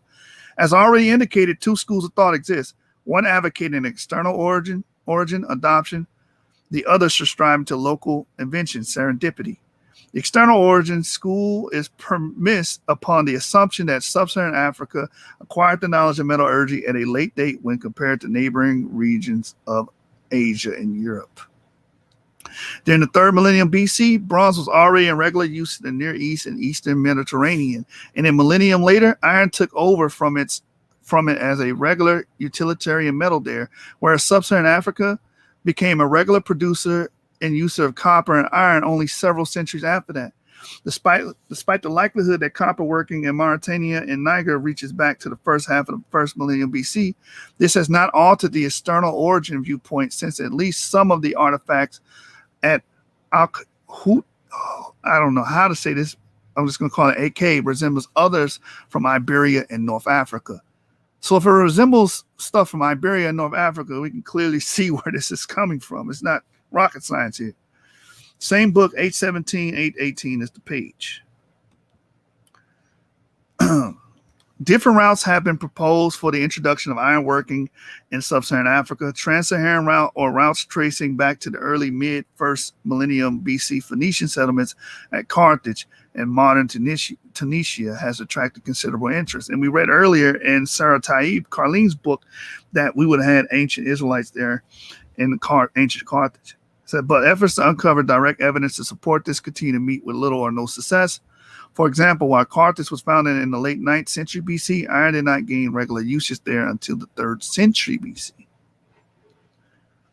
All right. Although there is no evidence for any of these routes having been used, an external source for Sub-Saharan metallurgy continues to be strongly advocated. Why? Because we don't see it in Africa or Sub-Saharan Africa. It just pops up. So the logical conclusion would be that it has an external origin. People from outside of Africa brought it in. And so not least because of the continued evidence within Sub-Saharan Africa for iron smelting, having been preceded by a less complex low temperature, which involves a relatively complex pyrotechnology, having been preceded by less complex low temperature pyrotechnology such as those required to produce copper, lead, tin, glass, or kiln-fired pottery and terracotta, which we see terracotta amongst the notes, so they understood this. To postulate, here's a quote right here. To postulate the invention of iron smelting without the knowledge of copper smelting is akin to claiming the invention of the movie camera, but with no knowledge of photography. Exactly. You have to understand photography first before you get into filmmaking. Same thing with iron. You have to understand copper and bronze smelting before you go straight to iron. This is why this is strongly advocated for an external origin. Early settlements comport with Eldad's account. So when we look at the early towns of Niagara and Nigeria, you can clearly see when they got there, it says the principal settlement during the Horizon 1 period is between 800 and 400 BC. Was at least 19 HA in area, with some smaller satellite sites. Beyond this, there are traces of earthen architecture, rice agriculture, and livestock keeping, and strong evidence for ironworking during this period. A few indicators of long-distance commerce apart from a couple of glass fine and fines beads. So again, these people weren't doing long-distance commerce. They were bringing this culture with them into this place and reproducing the culture within Western Africa. And it dates within recent times, within 3,000 years ago, within the spread of e1b1a into Sub-Saharan Africa, which has been the theme of this video. All right. Original Israelite Cluster. The History of African Gene Flow in the Southern Europeans, Levantines, and Jews by Priya Merjani, April 21st, 2011. A parsimonious explanation for these observations is that they reflect a history in which many of the Jewish groups descend from a common ancestral population, which was itself admixed with Africans prior to the beginning of the Jewish diaspora that occurred in 8th to 6th century BC. So we know the original Israelite cluster that existed before the diaspora had Africans amongst them. And what DNA did they use to determine this? They used the Yoruba DNA. What's the main haplogroup, the primary haplogroup of the Yoruba, the predominant haplogroup of the Yoruba? e1b1a. So this would have consisted of e1b1a. Okay. Let's keep going. Now, before we close, we're going to deal with Derek Lang. Derek Lang is a professor of African history of the University of Bayreuth in Germany.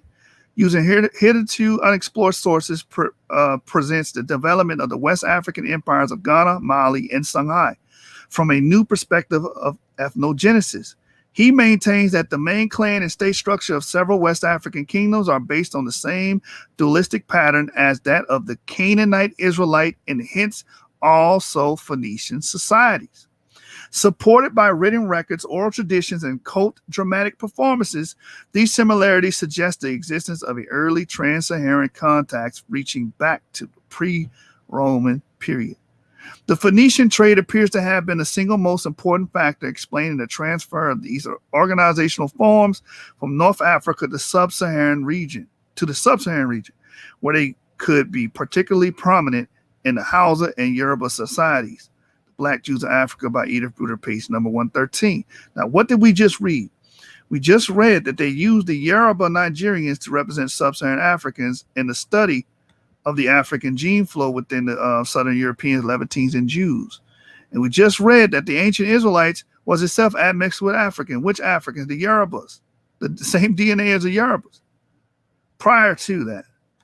And we read here the Phoenician trade appears to have been the single most important factor explaining the transfer of these organizational forms from North Africa to Sub-Saharan Africa, which is what we brought up in the beginning of the video. The e1b1a spread it from the north to the south. It came from North Africa and then penetrated Sub-Saharan Africa. around 3,000 years ago, which comports and lines up with the Bantu expansion, which lines up with the metallurgy sites that we find in the Note culture, which lines up with the horses that we find, which lines up with the melons, the coconuts, the bananas that we find in Sub-Saharan Africa. It's comparable timelines. African E3A, E1b1a is the African lineage that most likely dispersed south from northern Africa. What did we just read here? The Phoenician trade appears to have been the single most important factor explaining the transform of these organizational forms from North Africa to the Sub-Saharan region. Back to this source. African E3A, an African lineage that most likely dispersed south from northern Africa within the last 3,000 years with the Bantu agricultural expansion, the most common lineage among African Americans. Now, David Reich's work, 3,000 years ago, East African pastoralists, Levantine farmers, plus East African foragers. 3,000 years ago, you have Levantine farmers coming into Africa. What does this line up with? Within the last 3,000 years, with the Bantu agricultural expansion, we see E3A, E1b1a spread and disperse into Sub-Saharan Africa around that time. Same time you see Levantine farmers coming to Africa, it's the same time you see the Bantu expansion take off and spread from the North Africa into Sub-Saharan Africa. 2,000 years ago, you get your present-day West Africans. Source, who we are and how we got here. David Reich, page number 6. Now, the summation of the matter, the conclusion of the matter. E1b1a, aka E3A, has been hypothesized to migrate into Sub-Saharan Africa in recent times, less than 3,000 years ago. The proposed migratory routes overlap the oral testimonies of the origin of the modern people of Western Africa. These early migrants carried South Asian material culture, which could be an indicator of where these people come from. The Eldad the Danite account speaks of Israelites penetrating Africa and reducing the autochthonous tribes, a theme that definitely occurred during the Bantu expansion. The timeline of entry into Africa via the Levant correlates with the spread of E1b1a into Sub-Saharan Africa. And with that, I conclude my presentation. Any questions? Any questions from the audience? We're doing a Q&A segment. Inspired by my brother, Avery. So I decided to go ahead and implement that into my presentations going forth.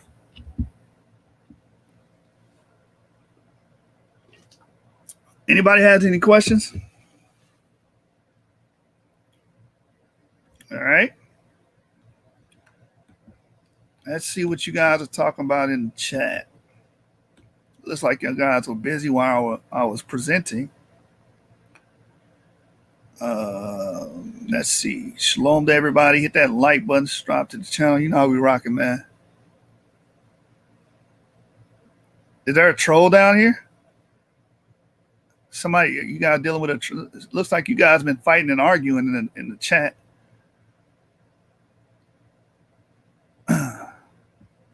Yes, Yashar, this is why we see a great number of E1b1a in Central and West Africa, because the Bantu expansion, we began to kill off other groups and reduce their presence in those areas and Y chromosomes.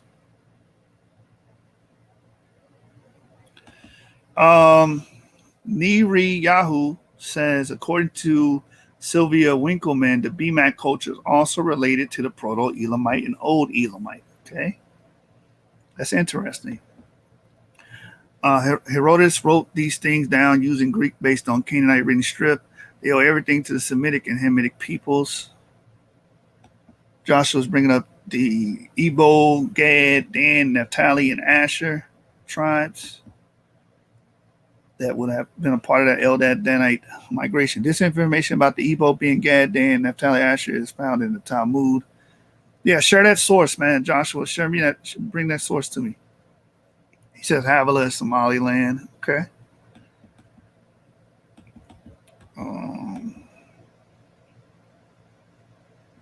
So the Sambation is the oral story of the Igbo. Okay. Yeah, I need to see the evidence on that. I can implement that into future presentation as well. Judah Business, I disagree with you there. The name Sahara is Sarah, different tongue, saying no. The word Sahara means desert in Arabic. That's what it means. It means desert. Emit Samla or Somalia, I guess that's what that's supposed to say. It says, yeah, positive mutations of Asiatic mutation originated in Asia and back migrated into Africa through haplogroup e1b1a, e1b1b. I completely agree that we are actually Southwest Asian and not originally indigenous to Africa. I completely agree with that. And we migrated into Africa and conquered Africa. I've heard this argument before. The So Udan, land So plus Judah Udan is perhaps the pathway where the Israelites travel from Asia to Ethiopia and through the Sahara Desert into West Central and South Africa. I can dig it. Yeah, that doesn't mean Sahara. Sahara means desert. It's an Arabic term for desert. Okay. Joshua going in the comments, he says Greek, Roman, and Arabic slave trades helped scatter our people throughout North Africa, Asia Minor, Middle East, Asia, Pacific Islands, and then the Americas. Limba also lived in Congo and Angola as magicians. Yeah, the Limba are spread out. They're dispersed. They're Bantu people. Oh, shalom, sister. Greetings. She's watching from Germany. It says many Limba were taken into Haiti, which is why the Haitians have a lot of African indigenous practices. I would like to read some research on that, brother. If you have that, email me, HebrewJedi@gmail.com. Laban Ben Yesharon says Sudan derives from the word Sud in the variant Old South Arabian Ge'ez pronunciation, which means black. Yeah, that's how I've always understood it. Aswad in Old South Arabian Keys. Yes, shalom. Palm trees are not native to Africa. That is a fact. They were imported. They were imported in by early Yahudi. Yep, brought to Africa by Semitic people. That's a fact.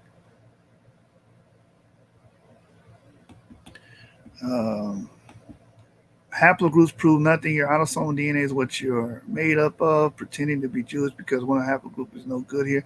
Haplogroups actually prove who you descend from. So if you want to determine where you descend from on the male line, you have to use Y-DNA. And the Bible tells you the progenitors of the Israelites are Abraham, Isaac, and Jacob. So if they would have lived, they would have Y chromosomes. And we're saying that we descend from that Y chromosome. Neri Yahoo says, I appreciate you mentioning the Suniki because my ancestors are related to them, known as the Mundi and the Mundane. I'm from a subgroup known as the Bisa, formerly known as Dan Busa of the Dan branch of the Mundi. Okay.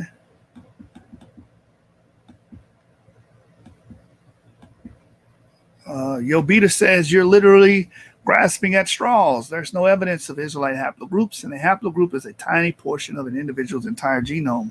Haplogroups, again, show direct lineage ancestors. We're looking for lineage ancestors.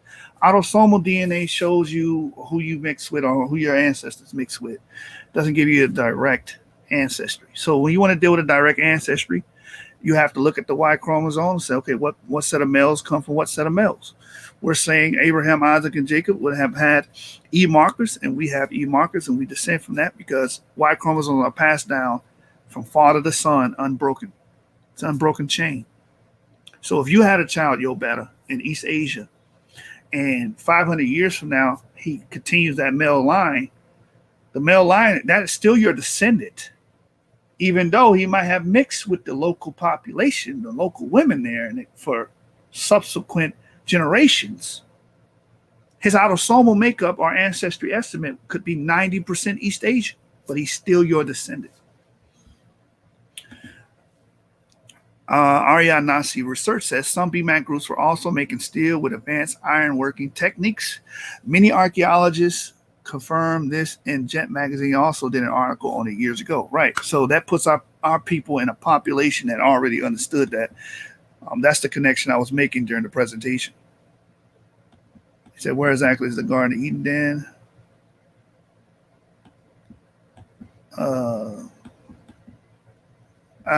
I'm not getting into that because that's not the point of the presentation, but I know why you're bringing it up because I put Havola in Africa.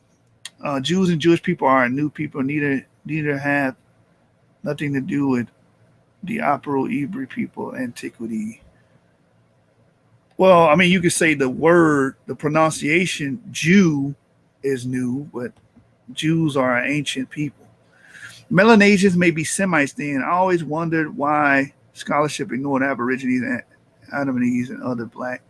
Yeah, those with haplogroup D are Shemites according to our breakdown and perspective and paradigm. Shalom, James. I'm going to put the link to the chat if anybody wants to come in and ask questions respectfully. You know what I mean? So he said, Be Proud says, yo, better. How do you explain about the Limba and the Falasha if haplogroups don't matter? Because that is the only way they could be identified. Their autosomal would be African. Exactly. Thank you, sister. Sister with some sense, man. Doesn't matter about your autosomal. Shalom. Yeah, shalom to my brother James. Oh, we got Avery in the building. Shalom. Shalom. Great presentation, by the way. Really thorough, really nice. All your sources and everything. All praises to the Most High, man. You got anything you want to add or bring up? No, I'm just here to support you and listen to the show. Yeah, I don't have anything to add at the moment. When I think of something, though, I will. But everything was spot on and good. You know, you had all the sources. So. Oh, were you able to catch it from the beginning, or? Yes, I saw it from the start to the finish. Okay. D-Red, talk to me. Shit, what it do, baby? Shit, man. Look, I'm just glad you did it, man. You and the brother, y'all put together these presentations, man, and pretty much echoing stuff that we've been saying for, I think, between me, you, James, Divine Prospect. I think at that point we were the only four talking about it. The way we talk about it, about the pre-exilic migrations, the cultural affinities that were brought to West Africa. Like I said, it's good to see the young brother that him coming up. And so for years it was just me, you, and James, really. You see what I'm saying? And so man, it's just good to finally start getting some of this stuff out, man, and putting some of these little questions to bed. So and you know, it's showing that Israelites ain't afraid to use DNA because DNA actually corroborates our story. It don't hurt our story. But they had a spook for a while, having us believing that some kind of way that it didn't, just because they say this organized lie defeats a disorganized truth every time. So when they got the organized lie going, it kind of had everybody spooked about what the truth is. So right, yeah, man, yeah. And yo, better. I invite you onto the channel, brother. Come on the link, hit the link, and let's discuss this, because you guys are confused with autosomal DNA. Autosomal DNA doesn't give you lineage ancestors. We're talking about lineage ancestry. Again, if you had a child in Turkey, can I speak on that right quick, because first of all, that's what Yeshua saying is true, because that's what the horizontal districts matrix is. It'll show you. So say let's use the J haplogroup, right?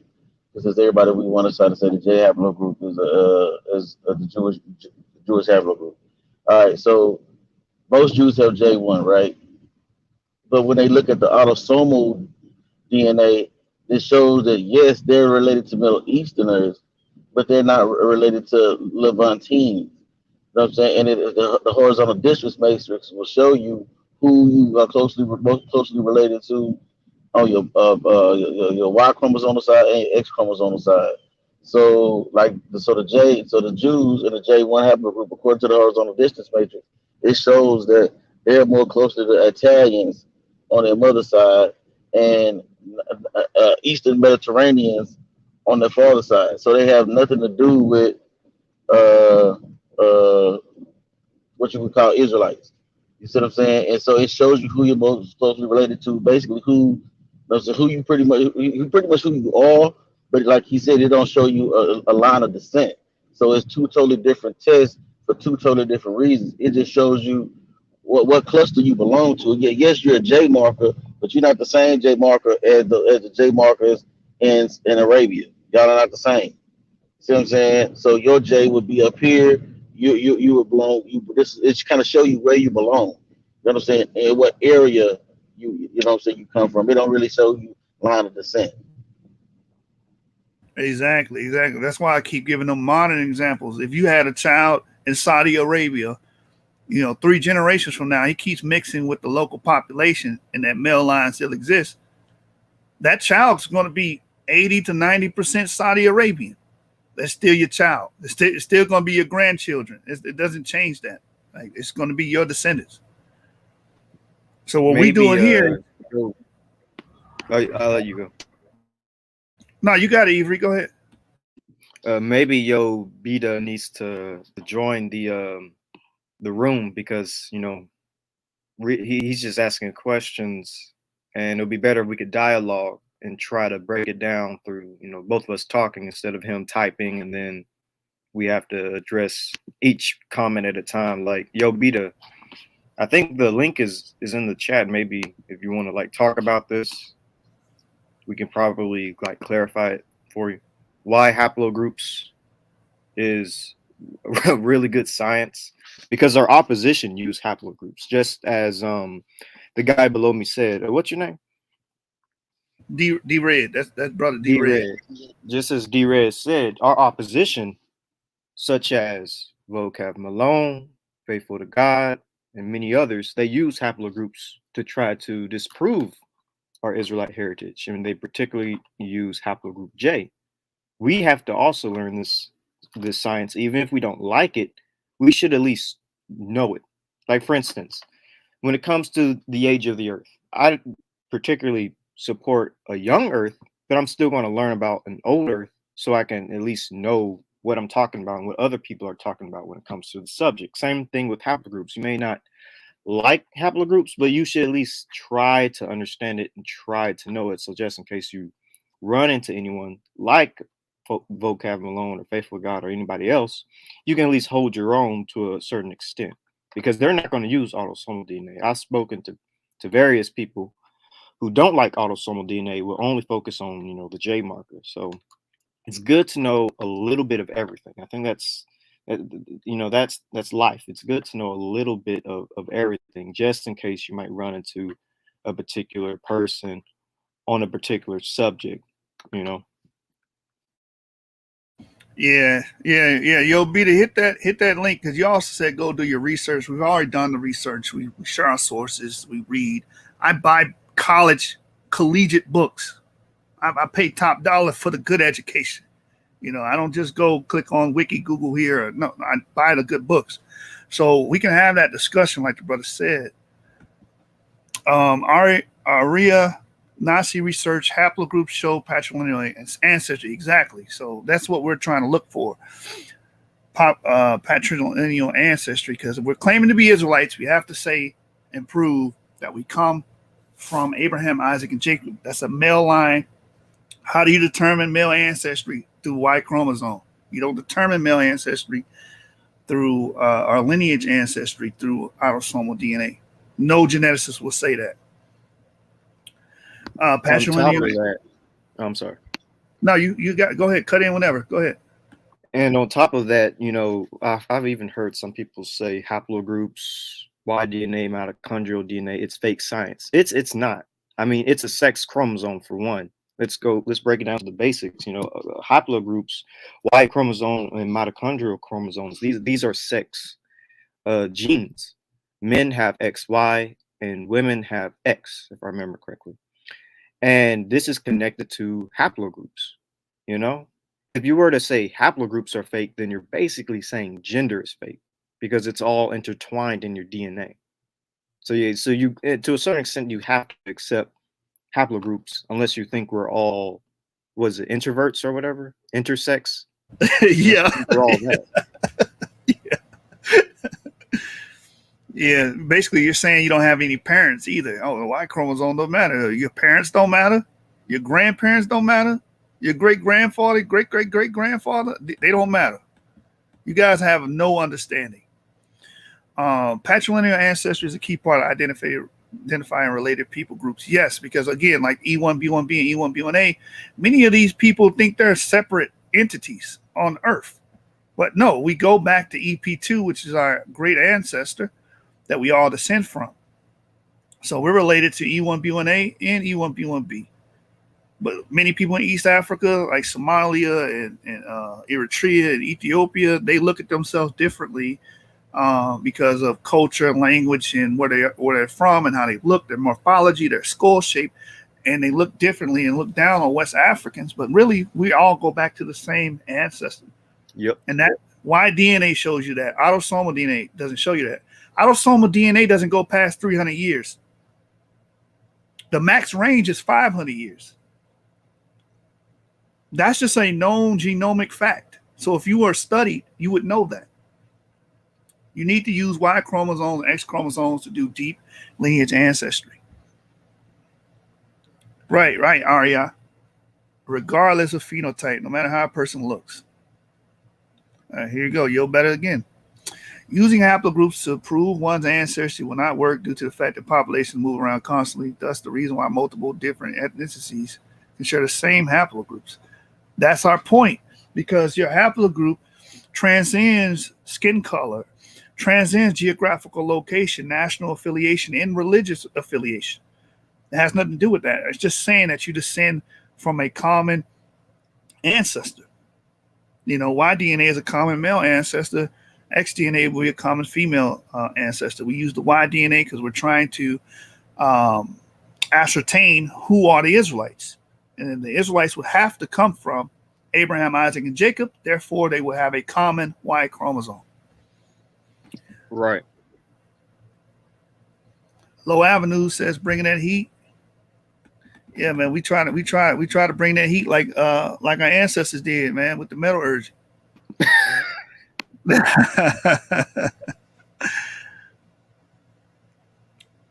Joshua Ben John says, I guess we humans lived on one continent before the flood. After the ark landed on Mount Ararat, people were all over the continent. Climate change can cause people to be separated. I actually agree. I think the green Sahara and the green Arabia were results of a global flood, right? Yes. And I think the global flood actually is the reason why continents begin to spread and split and go apart. I actually went a little bit into that in my, I think it was my 4th presentation, where I said I believe the Garden of Eden was in Israel, but the continent of Eden was Africa and Arabia. And my position is that when it comes to the Ark, that actually rested in Mount Judy. I kind of don't support the Ararat theory that it rested in Armenia, the Caucasus. And there's a reason why I don't support that, but I'm not going to get into it right now. But yeah, I definitely believe the whole continent was one. The whole world was one continent. It's called Pangea, I believe. And another one, I think Rhodina. But yeah, I also believe the Ice Age was the after effect of the flood, because when water shoots into the sky, comes back down, and becomes ice, and it says the fountains of the deep broke open. So all this water came back down, froze, and so I don't want to get on a whole tangent, but yeah. No, that's you're on point with that. And also, if the fountains of the deep, they break up rocks and stuff like that, that will cause hypercooling, because the carbon the rocks will release carbon and or CO2 or whatever, right? And that will cause hypercooling as well. So there's many ways you can spin it. If anyone took a physics class or a geology class, they talk about hypercooling, stuff of that nature. And if you have a catastrophic event as a global flood, then you would expect to see the effects of the ice age all over the earth, which that's what the ice age is. It's when the whole earth is pretty much dealing with that. So yeah, great observation on that. And you know what's funny about that? While we're on the topic, and we're going to get back to these comments. Many people say, "Oh well, how could you believe that the whole world went through a catastrophe?" Wait a minute, you believe in the Chicxulub meteor striking the Earth, and destroying majority, like 80 to 90% of organisms. That's pretty much in the scientific dogma. So you can believe in that, and it created large land-sized tsunamis, which would have flooded the earth anyway. You can believe in that, but you don't want to invoke a global flood. That's just too much for you. Come on, stop it. And going back to the fountains of the deep breaking open and shooting rock into the sky, I believe that's also where we get, why we find asteroids with water on it. I believe it's because when those chunks of earth and water was shot into the atmosphere, some of it could have, went above the atmosphere and just floated into space. And then because of gravitational pull, some of these rocks are coming back into the earth every now and then when an asteroid hits or whatever. But anyways. No, very powerful points, man. And if you look at, we discovered iron before we discovered iron. What I mean by that is a lot of the iron of the early iron, you start seeing iron in the Bronze Age actually, but it wasn't from metallurgy. It was from meteors. The meteors were bringing iron down. Yeah, they call it meteoritic iron. So that could be also an effect of the flood, like you said, these rocks coming back down. Definitely no iron in space, so yeah. Exactly. Joshua Ben John says isolation can create new languages as the continents are separating the people. I agree with you, Joshua Ben John. As you said, some philosophers are not ethnic Hebrews. I agree with you. Some of them have haplogroup A. By up to like 40%. This is funny. Jay Keys, he says, create your own videos on your channel instead of trolling Hebrew Israelite brothers sharing knowledge that you never studied. It's called ad hoc, post hoc arguments. They hear something they don't like and they make something up right there on the fly that hasn't been, you didn't study. There was no evidence behind the claims. You just made something up in your head to try to combat what you heard today because you just don't like the outcome. That's all it is. It's not based off academia. It's based off of your personal feelings and emotion. I think I know who Yo Beta might be. You know those videos I sent you, Yeshu, about that guy I debated in the past? I wonder if that's him. I don't know. But I wonder. Could be. Arya Nasi Research says, haplogroups and migrations also help to corroborate oral histories, mythos, archaeological findings, etc. It's a compilation of all the information that helps point toward a certain conclusion. Exactly. Interdisciplinary studies. That's what we do here on the channel. So we bring up archaeology. Archaeobotanical was brought up today with the bananas, right? And we bring up anthropology, oral history, and we do DNA. So we do all elements to come to our conclusion.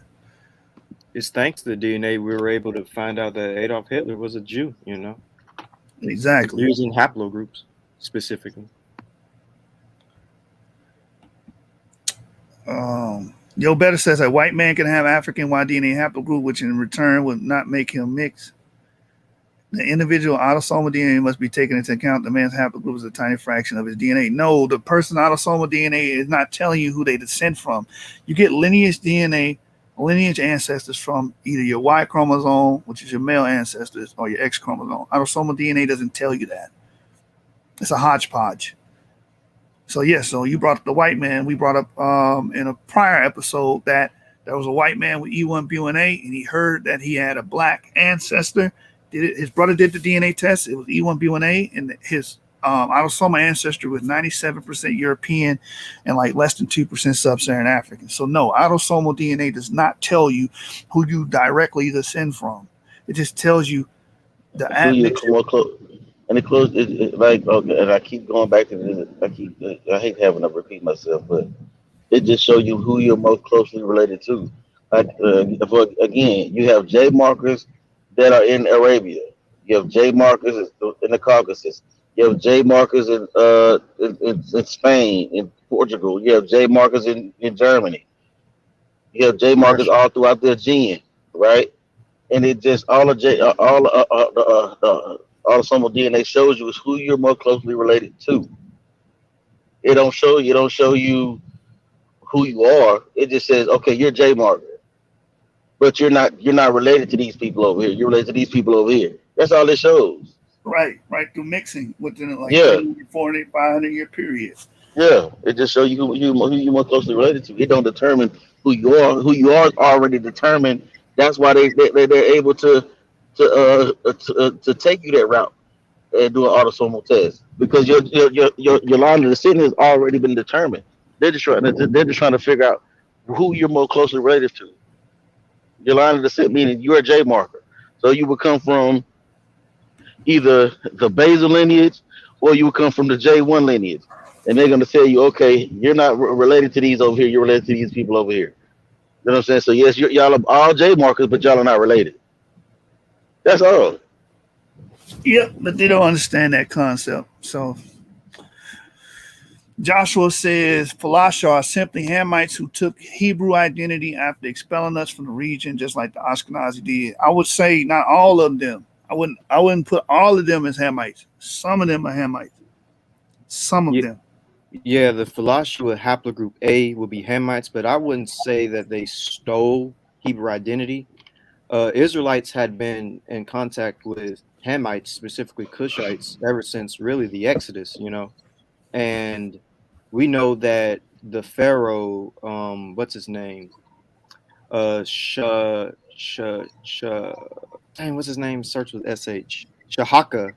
We know that he helped the Israelites during the Babylonian period. Oh, wait, no, the Assyrian period, the 25th dynasty of Egypt that was ruled by Cushites. King Shahakra helped us in a battle against the Assyrians. You mean Taharqa? Yeah, Taharqa. He helped us in a battle against the Assyrians, and there could have been a lot of proselytizing between the Hebrews and these Cushites, and so that's why I believe Falasha have haplogroup A's, because they could send from the soldiers of Taharqa. Or they can go back as far as, the Exodus, when we had a lot of Cushites among Israel too. Yep. So you can't put all of them. Like I said, you can't put all of them in that box of being Hamites. You can't put all Ashkenazis in the box of being J either, because all of them are not J. All of them are not Japhet. Yeah, I actually met an Ashkenazi Jew last night who's E1b1a. And he says that his family lineage is from Lithuania and that they're Kohanim. So yeah. Yep. Family tree DNA actually shows that you had an Ashkenazi Jewish lineage with E1b1a in how do you say it? Lithuania. Lithuania. I keep butchering it, but you had them there. You had also, they found E1b1a in Austria, so that was in there before the slave trade. Hungary. Talk about the slave trade. You said what? Austria, Hungary, because some people might think you're saying Australia. They might not know about the country. Yeah. Thank you. And these people are probably white European males. But DNA shows you that we share a common ancestor. All right. So says, better. I guess he's getting bitter now. He says, so show proof that any of these haplogroups come from living, breathing Israelites. We just did. He just brought up Yeah, E1b1a. If you go to JewishDNA.net, E1b1a is amongst the known Ashkenazi and Sephardic Jewish groups. EP177, EM2 are amongst them. If you go to Family Tree DNA, it talks about E1b1a variants amongst the Sephardi and the Ashkenazi. One is actually found in Greece. So the other one's found in Portugal and connected to Hungary. So we have living, breathing Israelites, people that are socially accepted as Israelites with E1b1a. That's not hard at all. Also, in Donald Yates' book about the Islamic and Jewish influences of America, he talks about several Sephardim having E3A as well, or E1b1a as well. So those are a couple sources that you can check out. Living, breathing Israelites, as you say. You Low could just average. like push the link and join. Yeah, I know, right?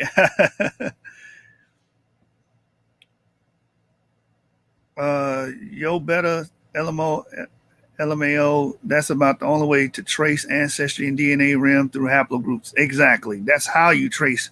You don't trace ancestry through autosomal DNA, no deep ancestry. Aria Nasi research says a white man having an African Y DNA haplogroup can definitely mean he's mixed. Yes, exactly. That male line would have mixed with white European females or whatever, or what have you, whatever group that he was predominantly surrounded by. Yo Better says I can say R1B is an Israelite group, haplogroup, but what good is that without actual proof? No, there's a very easy way you can debunk that. I mean, I'm gonna try to be nice, but dude, were you about to say something? Just shoot. I was just gonna say, if that's the case, do a video on it and show all the proof and evidence for it, like we're doing, you know. Yeah. But R1B, if you really want to know the origins of R1B, they come from the Yemnaya culture of the Northern Caucasus in the Ukraine, modern day Ukraine, and the Yemnaya culture are the Proto-Indo-Europeans that would have migrated in the early Bronze Age, going into what is today Europe, and conquering the Bell-Pecker people, and also going into like India and conquering the Dravidians and all that, the Aryan migration.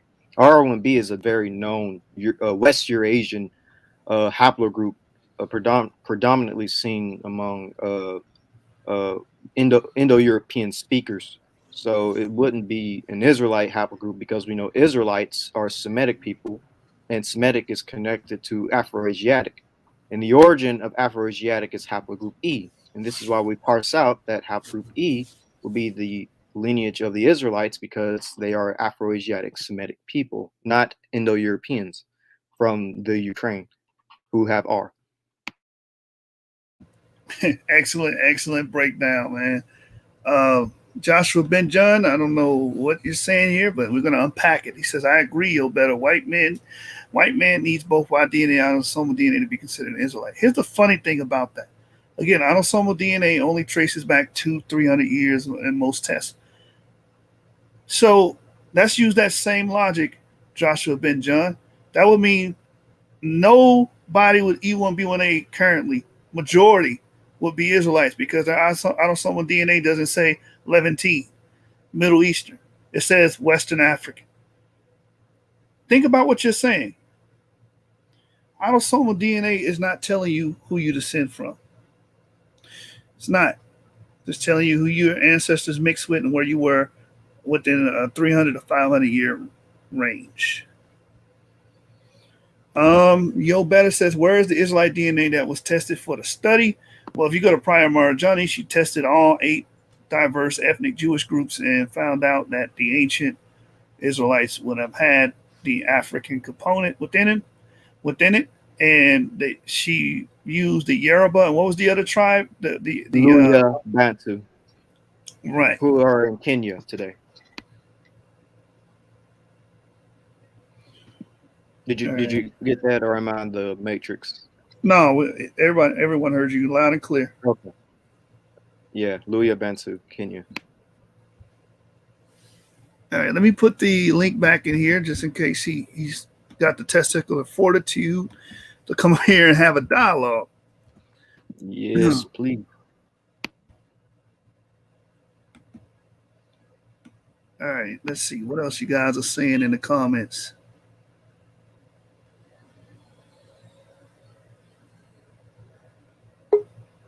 What else these guys are saying?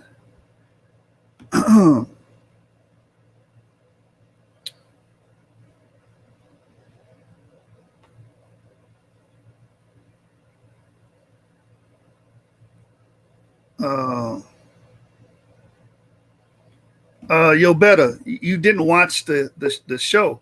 You obviously didn't watch it. I provided my sources, but I'm gonna do you a favor. You can either click that link, or your speaking privileges are taken from you. I don't take no sly comments lightly. What's going on, James? Hey, shalom, Mike. What's good, man? What's good? Doing the same old, invoking a lot of feelings and emotions when you start breaking down archaeology and DNA and putting it together. Hey, man, I told you about messing with their religion like that, man. You know, people get sensitive when you mess with their religions, man.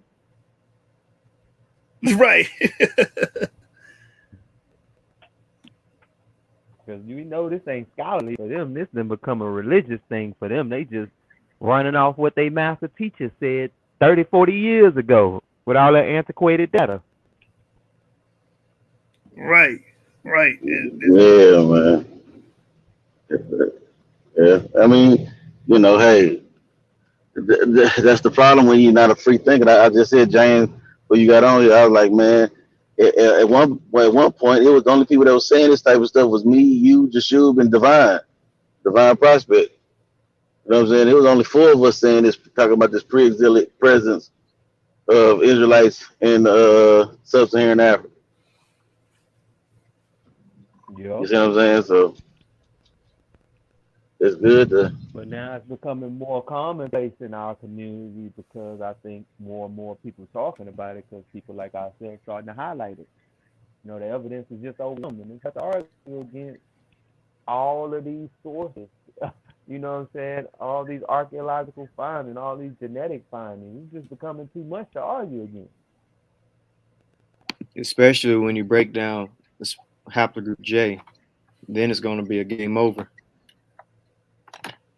Oh man, I'm about to say you're gonna have some Christians on your neck and some Christian apologists on your neck in a minute talking about, you know, they Levantine priests like that. You know what I'm saying? Talking about the tribe of Aaron like that. It's going to be fun though. It's going to be fun. I'm going to have to be looking out my window. You know, Well, you're gonna have vocab. You're gonna have vocab, and you're gonna have vocab and faithful to God. You're gonna have them boys sitting outside your house in a minute.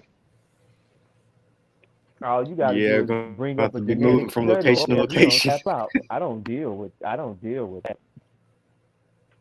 Yeah. You don't go chapter and verse with vocab. He gonna run out the door because he can have interpretation arguments with you about that verse. He can't do that with science. Nope. I think vocab is slowly trying to get into DNA, but I think the biggest what are they called? Urban apologists that's sort of dealing with DNA is faithful to God so far. LaRon tried to deal with DNA with me, but all he did was holler and yell and try to curse me out. But and I think he was there that day. Yeah, I think you were there. Yeah. You. It was like the first time me and you was on a panel together in the clubhouse. Yeah. Remember when he tried to say the Persians were Semitic? I'm like, bro, that's an Indo-European language. What are you talking about? Yeah. He tried to say the Medes weren't in ancient Iran. You know what I'm saying? He tried to lie. That dude. Yeah, because he don't even understand that Persians don't speak Arabic, even though some of them speak Arabic today. They speak Farsi. And like you said, Farsi is a fucking Indo-European language. It's not no damn fucking. And who was in Iran? Japheth. Yep. They died. So it's like, come on, man. Don't lie. Yep. I mean, you that's a sin. Don't lie. No, you know what it is? He don't understand. Oh, go ahead, Jashub. No, he don't understand population replacement and stuff like that because he trying to base it off of Elon. He trying to say Elon was there. But Elon was in the southeast, while Madai was in the northwest. Right. And that's where a lot of J was. J was in the northwest of Iran, close to the Caucasus. Exactly. Because that's where J originated from. Exactly. Georgia. But they're gonna say what they're gonna say is Basil J don't originate in the Caucasus. J1 originated in the Caucasus. Well, if they were smart. I say, yeah, they can argue that, but then you'll go back to IJ, you know what I mean? And that's still up in Europe. Yep. Ain't down in the Middle East.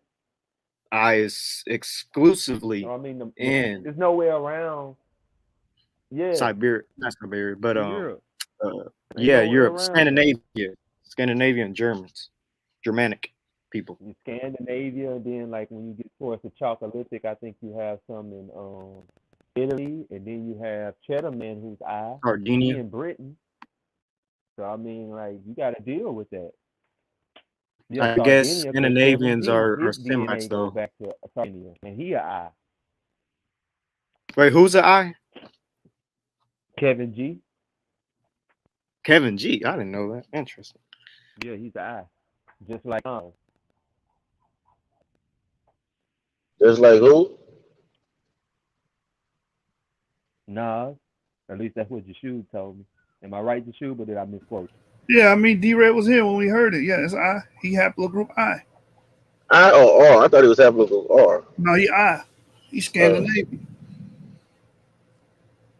He haplogroup I. Like, I mean, I think Henry Louis Gates revealed that or something like that. Yeah, he I. All that pro-African stuff he be rapping about, he gonna have to change his tune, bro. That boy gonna have to be shouting out motherfucking Ragnar. Exactly. You know what I'm saying? Yeah, the law books and shit. Stonehenge. Yeah. Eric the Red. Motherfucker got himself Eric the Red. You know what I'm saying? Yeah, man. The Nordic. Yeah. Ivan, what is it? Ivan the Boneless? The boneless. You know what I'm saying? Yeah. Nas is a great example of why autosomal DNA does not determine who you are. Because autosomal, he's probably 80 to 70% Sub-Saharan African.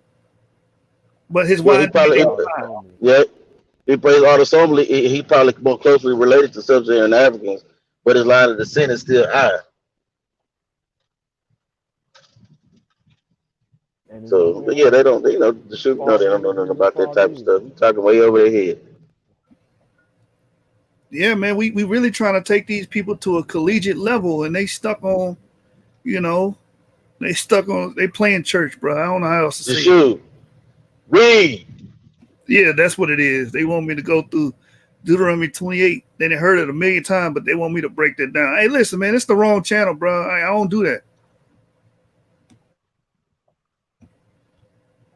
Yeah, I don't do that, man. Yeah, even though I personally support Deuteronomy 28, I wouldn't use it in an argument unless somebody actually believes in the Bible like that. And I don't think most of these Christians actually believe in it because they throw out 50, 70% of it. Is this brother being funny or he telling the truth? And I think I subscribe to it too, James, but like you said, I wouldn't use that in the argument. Because why? Because so you can try to say that the Jews got taken to Egypt, the Jews got taken to Italy by boat. Yeah. But the problem is you don't read the corresponding passages to where it says that a language who their fathers have not known. You see what I'm saying? You forget. They conveniently leave out that part, but that's a whole nother discussion. But I mean, they conveniently leave out that part. I mean, the people.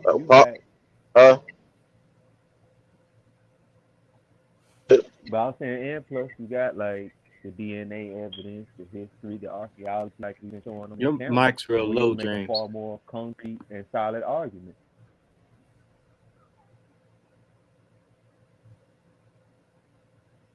Hey, what you had said?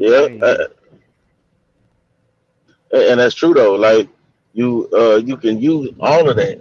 Like if you use all of that, you have a well-rounded argument, and you actually have a working model to describe your perspective, as opposed to just saying this is it and that's that. You know what I'm saying? Okay, instead of using that as your sole argument. You see what I'm saying? Like a lot of them do use that as their sole argument, and that's not gonna fly. And uh, they're not gonna be able to use that in no sole argument with no damn body. Yeah, not no interpretation battle. Yeah, not where they gonna accept what they want to accept and throw out what they want to accept due to their religious ideology or whatever. No, you come with something that's concrete. You can't throw out my Y chromosome. You can't throw out, you know what I'm saying, the chicken. You can't throw out the watermelon. You can't throw out the cattle. You can't, you know what I'm saying, throw out the iron metallurgy. You can't throw out, you know what I mean, agriculture all of a sudden popping up. You can't throw out population inflation. You can't throw out all this stuff just because you don't like it. When the scholars are agreeing with it. yeah. Yeah. That's what it boils down to. You don't like what you hear, so you just throw it out. So if you throw the Y chromosome away, you throw away all your male ancestors. That's exactly what you just did.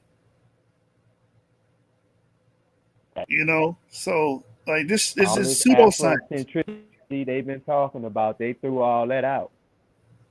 Yeah. Yeah, you Your threw Y the sneaky chromosome. people away. West Africa patrilineal last time I checked. Yeah, you threw the sneaky away. You threw the ancient Ouagadougou away, the Mundi people away. you didn't throw away all of the Coast of Guinea. You know what I'm saying? But they don't think about that. They don't want to be nothing connected to anything they think may be the Bible. Anything that has to do with the Near East. They don't care if the E marker was all over the Near East. They saying the hell with the E marker. They want to be A and B. That's what it sounds like to me. Yeah.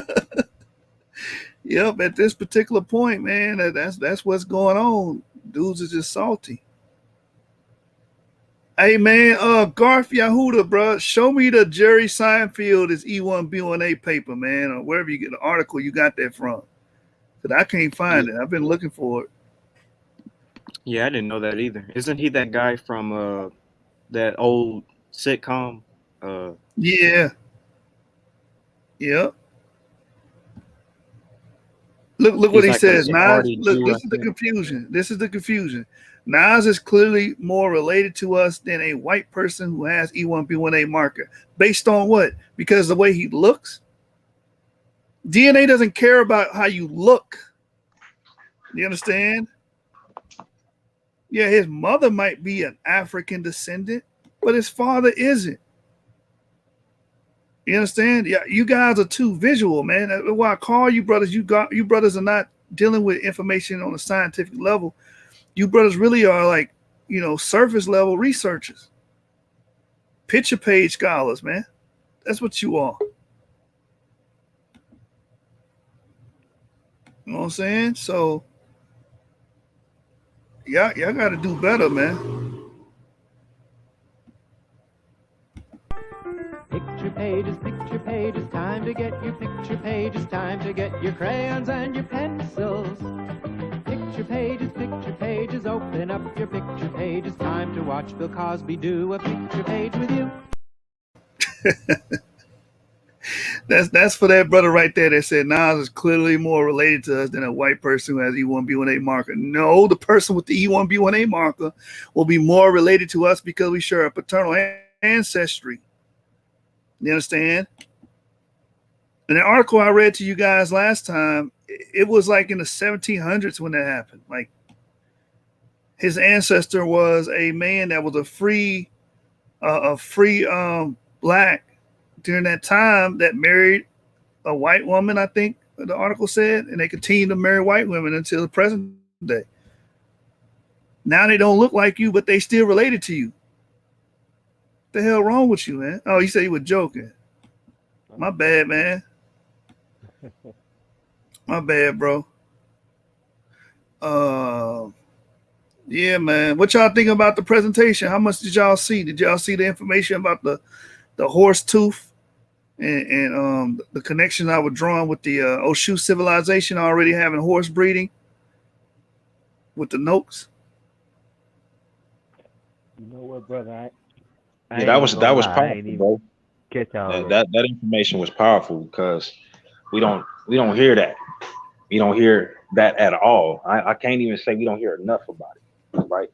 We don't hear that aspect because again, we have individuals out here that have set agendas that's not about connecting the dots, right? They're about leaving gaps to where you can make up your own shit, right? And that's the part that really kills me and burns me up because, like you just brought out, you know what I'm saying? And I'm excited the fact that you read more than the average, right? You don't mind grabbing sources and pulling out things that's uncomfortable for people, including us as Israel. You know what I'm saying? And that Danite information, bro. I've been on Danite. I've been on him for a good 3-4 years. And when I tell you, man, that's how I understand about Oxum. That's how I understand about the capital of Oxum, which is start with an M. I can't think of it right now, but all of that gives me an understanding of how, you know, our migration pattern through Egypt into what we call East Africa, even into the northern part of Africa, right?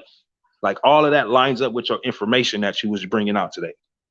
And Dan and that Ogden, he brings out so much information, fam. Like if y'all can get access to the information that he actually puts out for us about our migration pattern, you know what I mean? Like it'll open up so much understanding for you on why we are so thick and so deep in what we call Africa today.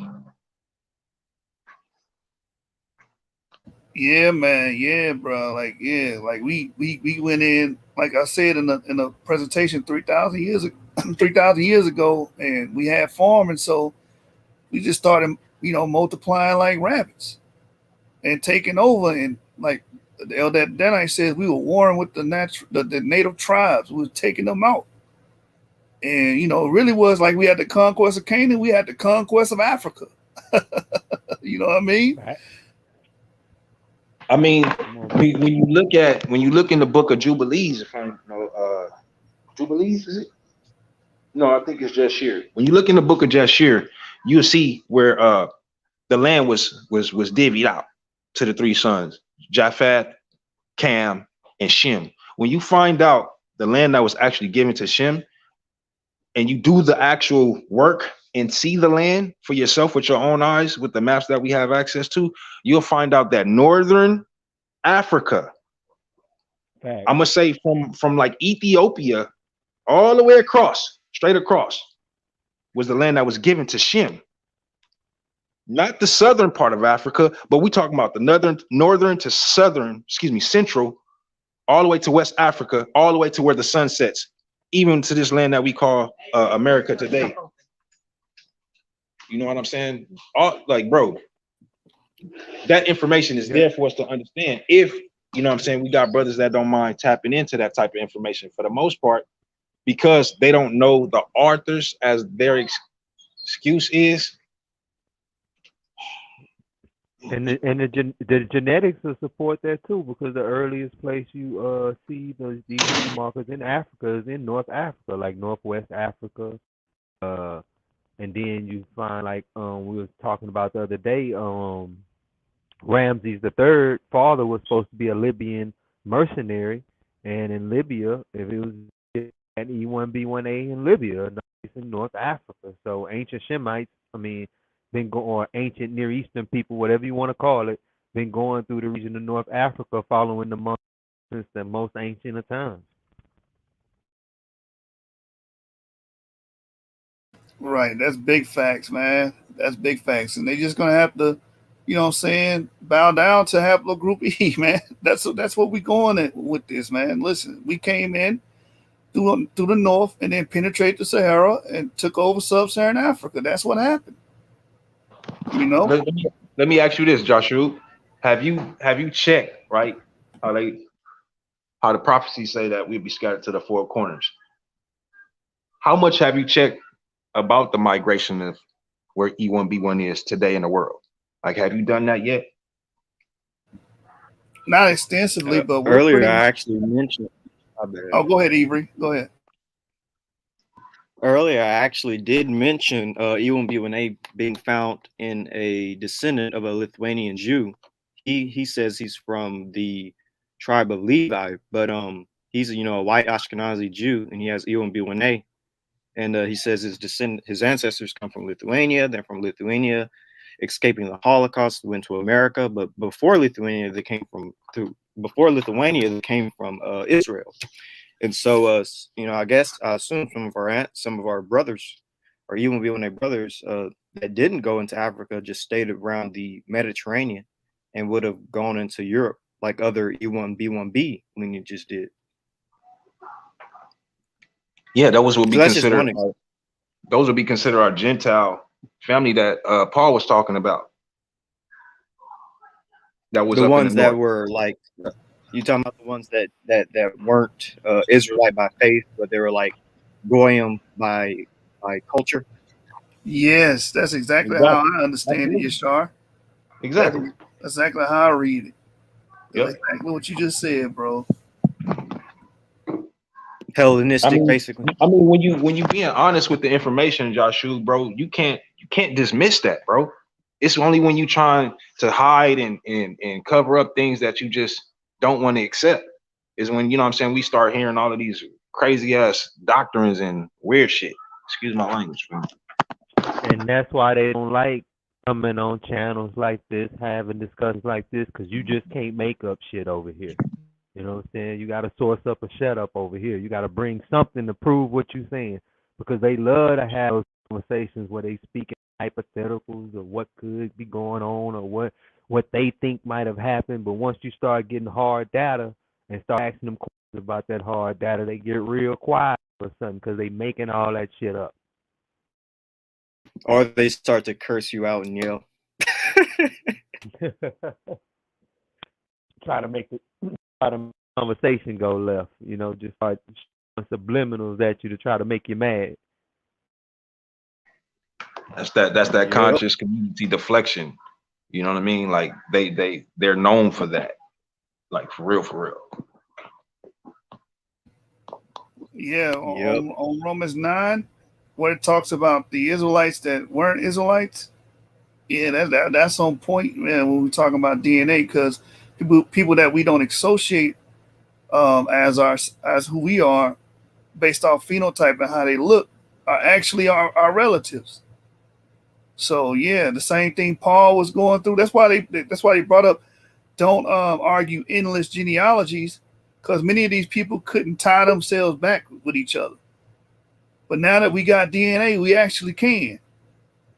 So that was a powerful point about Paul and the ninth chapter of Romans, where he talks about these Hellenistic, like the brother Avery said, Jews or Israelites. Yeah, and you can find that.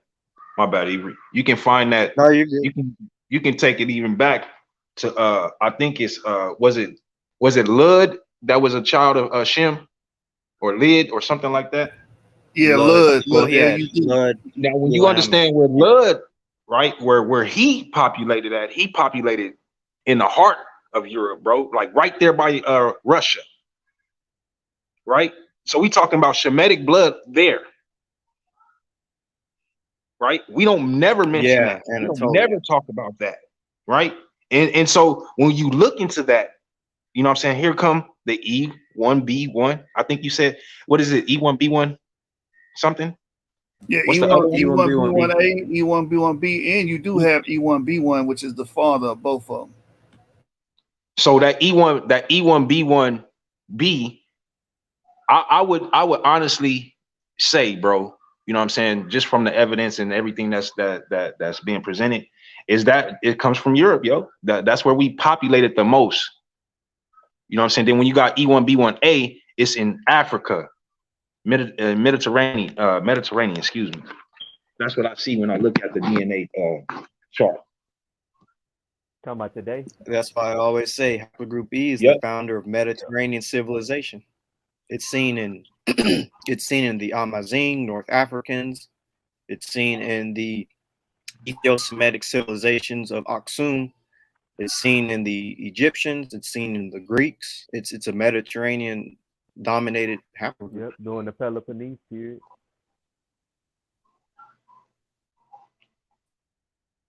Wait, what'd you say, James? I didn't quite hear you. Oh, I was saying during around that Peloponnese period, they find a lot of sub-Saharan Africans that mixed into Greeks. I think they related it more closely to e1b1a2, which is East Sub-Saharan African. Yeah, he's talking about the Peloponnese period, Ivory. Could you hear him, Ivory? Yeah, James, your microphone is low. Yeah, it's breaking up a little bit, but yeah. Can you hear me now? Yeah, it's a bit. That's better. Oh, You might have to just talk louder. All right, cool. I was just saying that it was during the Peloponnesian period in Greece that you find the sub-Saharan African DNA mixed into there, and it's more closely related to East Sub-Saharan Africans, like Ethiopians. Yeah, I think I remember reading a study about that. There was a few studies that found that Greeks had both West African and East African blood in them. Macedonians, I think, and Albanian Greeks and stuff like that. I mean, that's just a like those are okay, so the language Greek, right? It was brought forth by our priest, right? Now, when they talk about these people being connected to the language, you know what I'm saying? It's just it's like Asians that come to America, they speak English. Africans, they speak English. You know what I'm saying? But they still who they are, right? So when we talk about that language, we tend to do what the Europeans, or excuse me, Europeans, what the heathens do, and that's identify people by language. When that's ignorant, bro. When you do the due diligence of how to identify people, yeah, you can go by language in a sense, but you can't identify nations by that, because all nations can speak different languages. Like, they have their own language, but then they can speak 5, 6 other different languages, be able to communicate with other people that they trade with. So but when you're conquering a people, you kind of find whatever way you can to kind of, just lump them in a group to describe them, just so you can, write a record of them and stuff. It ain't really to be too specific, but you is right in what you're saying, though. When you want to dig into these ancient cultures, you got to dig a little bit deeper, because the ruling culture may just lump them into a group by any means. It could be by, okay, we just got them all from this region. Oh, they all speak a language that sounds similar to us. It could be any reason they do it. Absolutely. And here's a great example of what I'm talking about today, in today's time, the Olympics, right? America, we have different nationalities to represent USA. You have Asians, you have even Africans, right? That's representing USA. But nationally wise, DNA wise, none of us is that, right? But this is what they have us tagged under, and this is what people identify us as. You know what I'm saying? Oh, he's an Asian American. He's just not an American, but he's an Asian American. He's an African American. He's just not an American. And then they even come to the point to even say, well, some brothers like to say, oh, we Black Americans. Like, yo, come on, man. I say this for me to have understanding about conversations like this, because for a lot of our brothers, it's really over their head. I simply say this. When I look to identify us as a people according to how our ancestors identified us, right? They identified us by tribe and by name. So I seek for that. I don't seek for the popular title that the world accepts, if you guys understand what I'm saying. Yeah, it's called in-depth research. Yeah, yeah. People Cause like surface level. hey, James, your mic's still low, bro. Can you hear me? Yeah, I hear you. There you go. What Yeah, was that's the it. difference? How did you get louder? Because man, I got like this headset that hangs from my head. So when it's away from my mouth, that's when y'all be saying like I be talking low because I be busy doing other stuff. Oh, okay, okay. But to touch on Yashar's point, yeah, that our modern identities do shroud our real identity, right? Because people will say, "Well, how can you be an Israelite when you a Black American male?" I've been hearing that a lot on the Clubhouse app. You know, so they'll use modern identity to say that we can't be these ancient people that we connecting ourselves to, right? And that's why it's important that, like you said, do the due diligence to break down the history and the migratory patterns to connect ourselves to these ancient people. Because in today's time, they only see us as Black. They only see us as Black American or African. They don't see us as anything else, you know. So that's the whole Absolutely. And like what you're doing, and a few other brothers, you know what I'm saying, that I've come across in my years of studying our heritage and history. If we don't present the information, they stay on the shelves. They continue to collect dust. Because if you depend on your so-called leaders to do it, then that's where you mess up, because they're not going to do it. They have every opportunity. They have the biggest platforms to be able to reach a grand number of people, but they choose to not share the truth of our history and of our background. So when you got people like that, then you have to say, well, okay, we have to have somebody else that's doing the work to, to show forth and bring forth the light that's not being brought forth. And this is where it's at. It's not a big platform, nah. But in the same breath, the information that we bringing forth, that you should bring forth on a regular basis, is you won't even get it really for real in your higher education, your higher institutions like colleges. Why? Because they have a set agenda to keep certain information not put forth, to keep it basically hid. You know what I'm saying? And if we are not doing the work, our future, our children, they're gonna continue to be programmed. We have the opportunity now to stop the programming by presenting the information, by reading, putting it out there. Right now, it's a time of what? Social media, phones, electronics, all this stuff. So yeah, they got access to be able to hear what we're talking about, even if it's for 5 minutes. In that 5 minutes, I guarantee you, they can get more information and be able to go take that information and go dig and find other things that we're not even talking about at this point.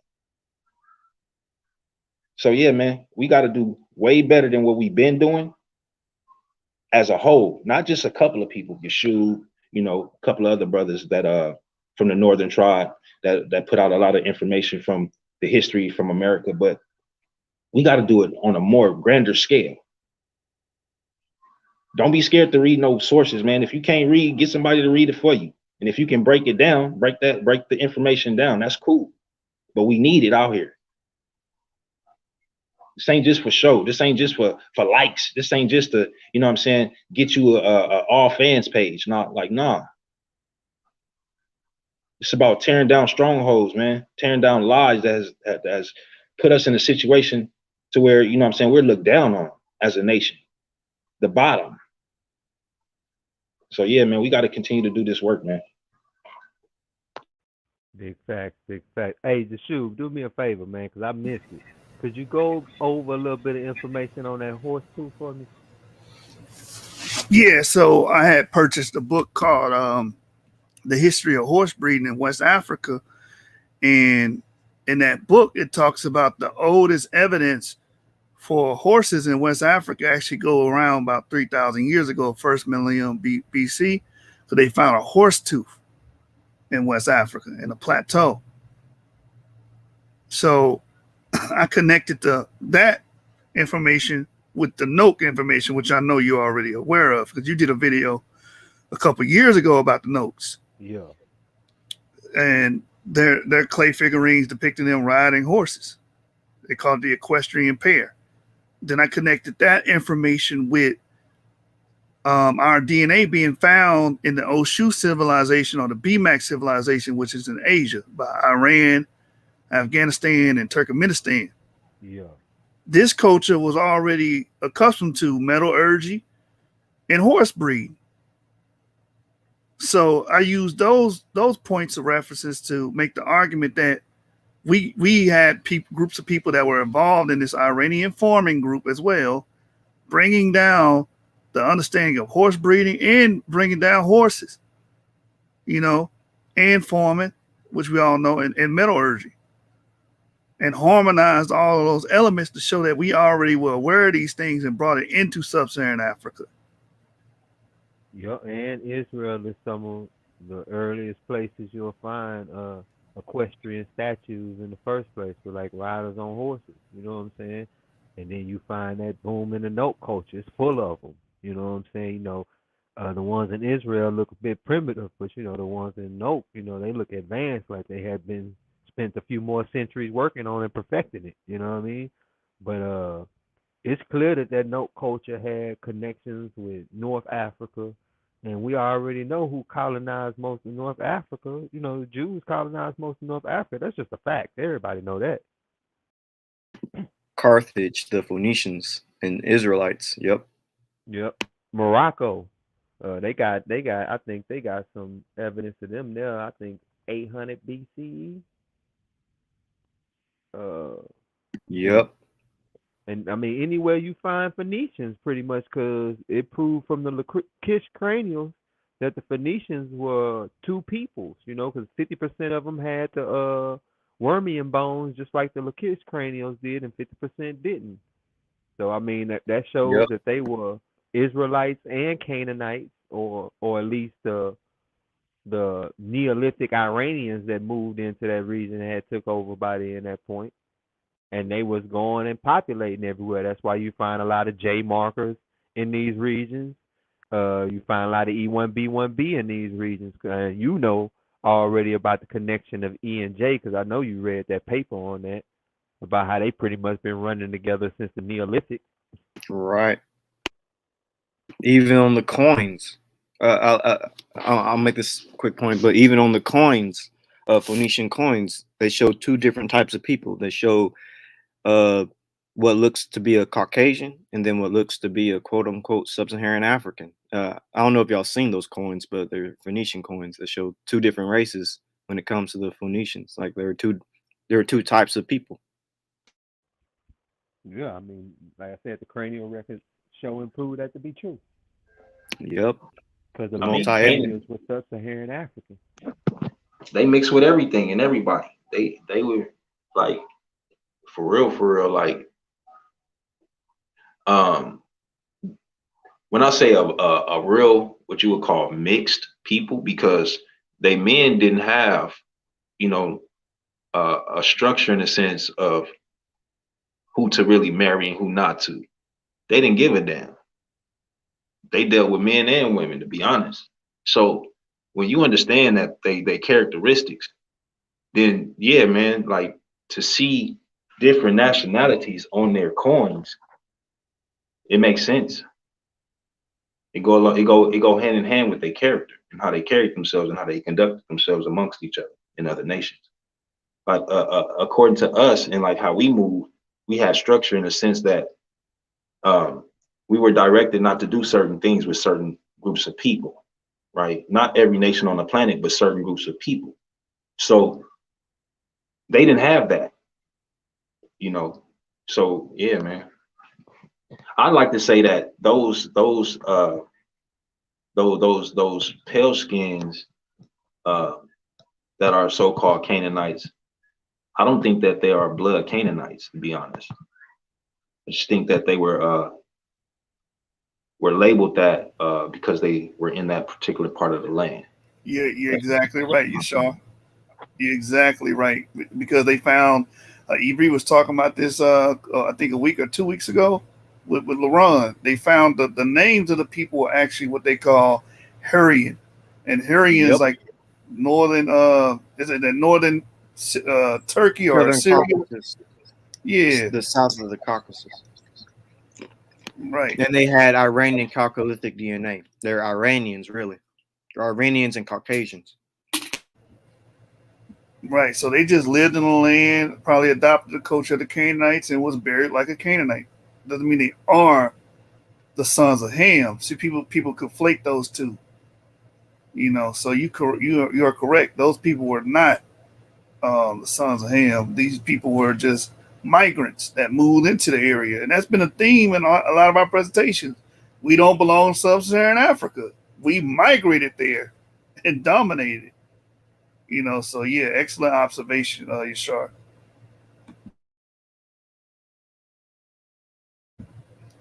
But I also wanted to, real quick, because he brought up the horse thing.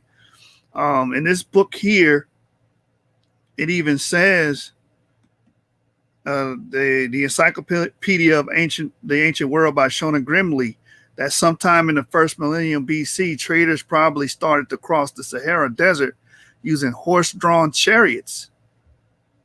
You know, so that's what's stated in this book, and it's very possible because, again, the Note culture knew about horses, and we know the Note culture was in Nigeria, right? So about 2,500 years ago, peoples from northern Africa started moving into southern Africa, bringing a new way of life with them.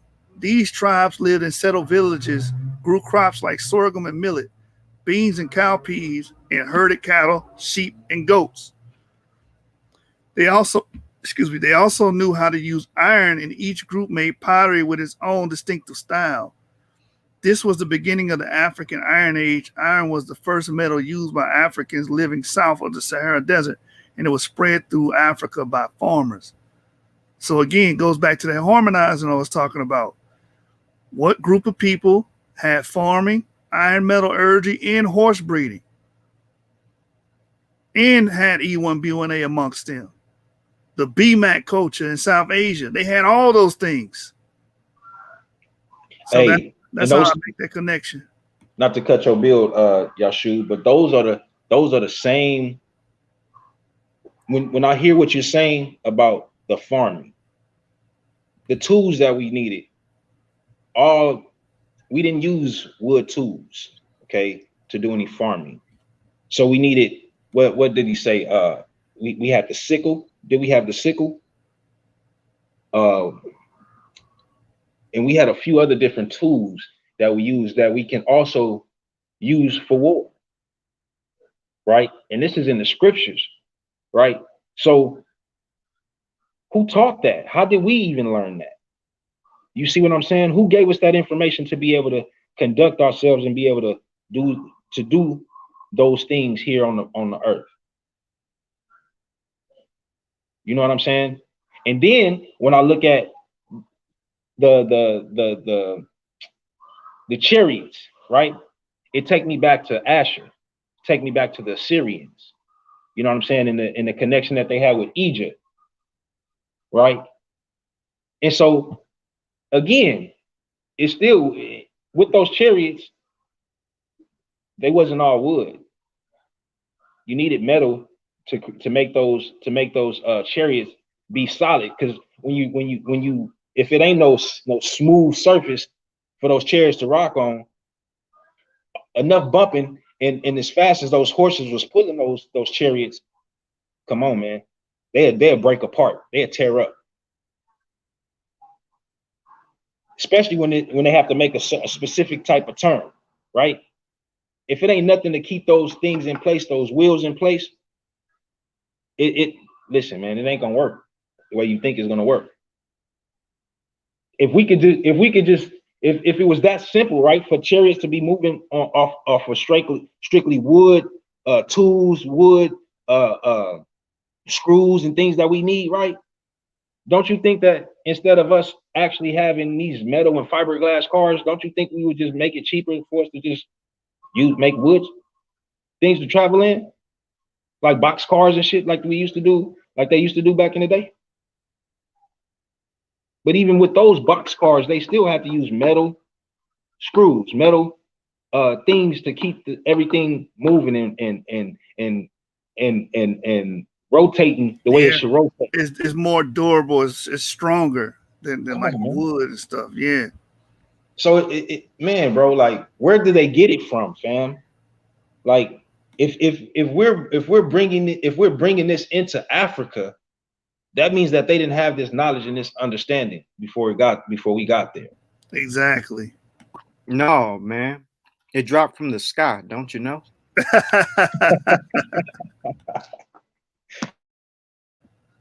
All right, man. You guys we're gonna get ready to wrap it up here. Y'all want any final statements before we leave? Before we close out? Powerful presentation, really good information, and everything had sources, so no one can really disprove. You had sources, and everything was well put together. Yeah, for those that came in late, just press rewind, and just like the brother Erie just said, you'll be able to tap into those sources that the brother used to support his presentation. And with that being said, man, tanks on the ground, source up or shut up. This is the Source Debate League, family. All right, we're gonna close out. I say Shabbat Shalom to everybody. I'm representing the Lone Star today, so y'all gonna have to hear some Lone Star Texas music on the way out this joint. I appreciate everybody. Hit that like button, subscribe to the channel, and share the video on the various social media platforms. Let's get this information out there, all right? All right, Shalom. This for them Fords, Oldsmobiles, Buicks, and them Chevys, Cadillacs, 24 inches high sliding on Pirellis. Candy coated gloss airbags, lower scrape the belly. Beat in the trunk, turning buildings into confetti. Country grammar like Nelly, we speak with a drawl, but slow or something like in our slabs, we creepin' with crawl. Hit a button, you know the roof and screens fall. Jamming screwed up Tila, though we ain't too tired to ball. Root beer candy coated Caprice flipping like I'm the law. See that shirt on that pop, got enough knock to pop it off. Old head cats telling me, Charlie, you need to knock it off. I just did look again, see I'm about to pop the bra. I'm from the dirty third coast where we keeping it raw. Yo, slabs up against ours, you think that you're beating us now? Rebuild your rocker slabs down in the south, be nasty, y'all. Think that it's something, just wait till we pull out them classic calls. Candy paint drip like it was fresh out of molasses jars. Futuristic, got customization is way past the stars. I got my mom on form, but I'm swinging bumper grills. Got my mom on form, but I'm swinging bumper grills. I'm swinging bumper grills. I'm swinging bumper grills. I'm swinging bumper grills. Bumper grills. I got my mom on form, but I'm swinging bumper grills. Got my mom on form, but I'm swinging bumper grills. I'm swinging bumper grills. I'm swinging bumper grills. I'm swinging bumper grills. Bumper grills. Ain't no need to asking, boy, yes, I'm a winner, bearing on 24 with VVS and a spinner, leather seats in my name and diamonds rest in the center. The only time this whip kick a rest is in the winter. Never a beginner, I'm an iced out champ. Leave the bracelet on my wrist and catch an iced out crab. I'm a dog and my whoop is barking nothing but free on, cause it's powered by an iced out amp. Hold up, Rappy Rick. I'ma slow it down and bring it back for my boy Brandon Chisholm in Tyler, Texas. Remember the first CD I ever got on? Ain't no hoes barred, baby.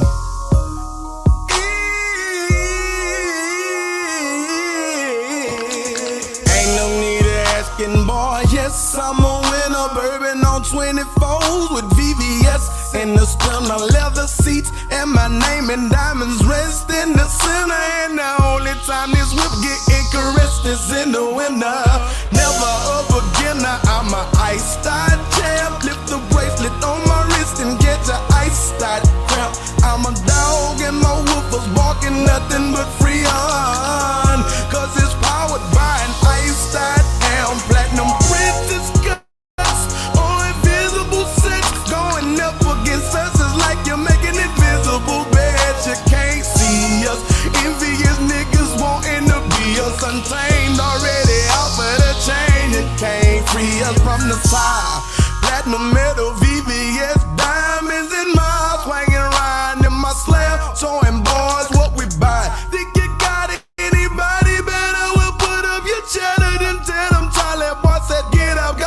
come and bring a mine. Dead's in the Lone Star State, Herning Gavin, motherfucker, everything is still great. Country boy, not from the city, but me be making my way because me grind and me hustle, me making my pay. From no ice to iced up, broadcast to priced up, me slanging CDs in the hood like me or selling white stuff. Multi-million-dollar enterprise, keeping the white cup in the palm of me force, and upon the draw the light up. Clean from head to toe, shine from my ear to my grill. Got pneumonia and got my day and keeping my chest on chill. Southern comfort, come down and see this how we live. Diamonds in our mouth, know what I'm talking about, the price.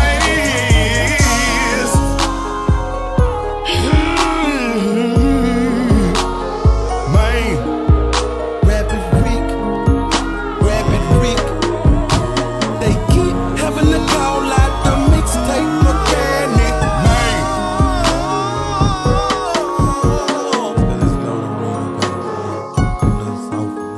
No.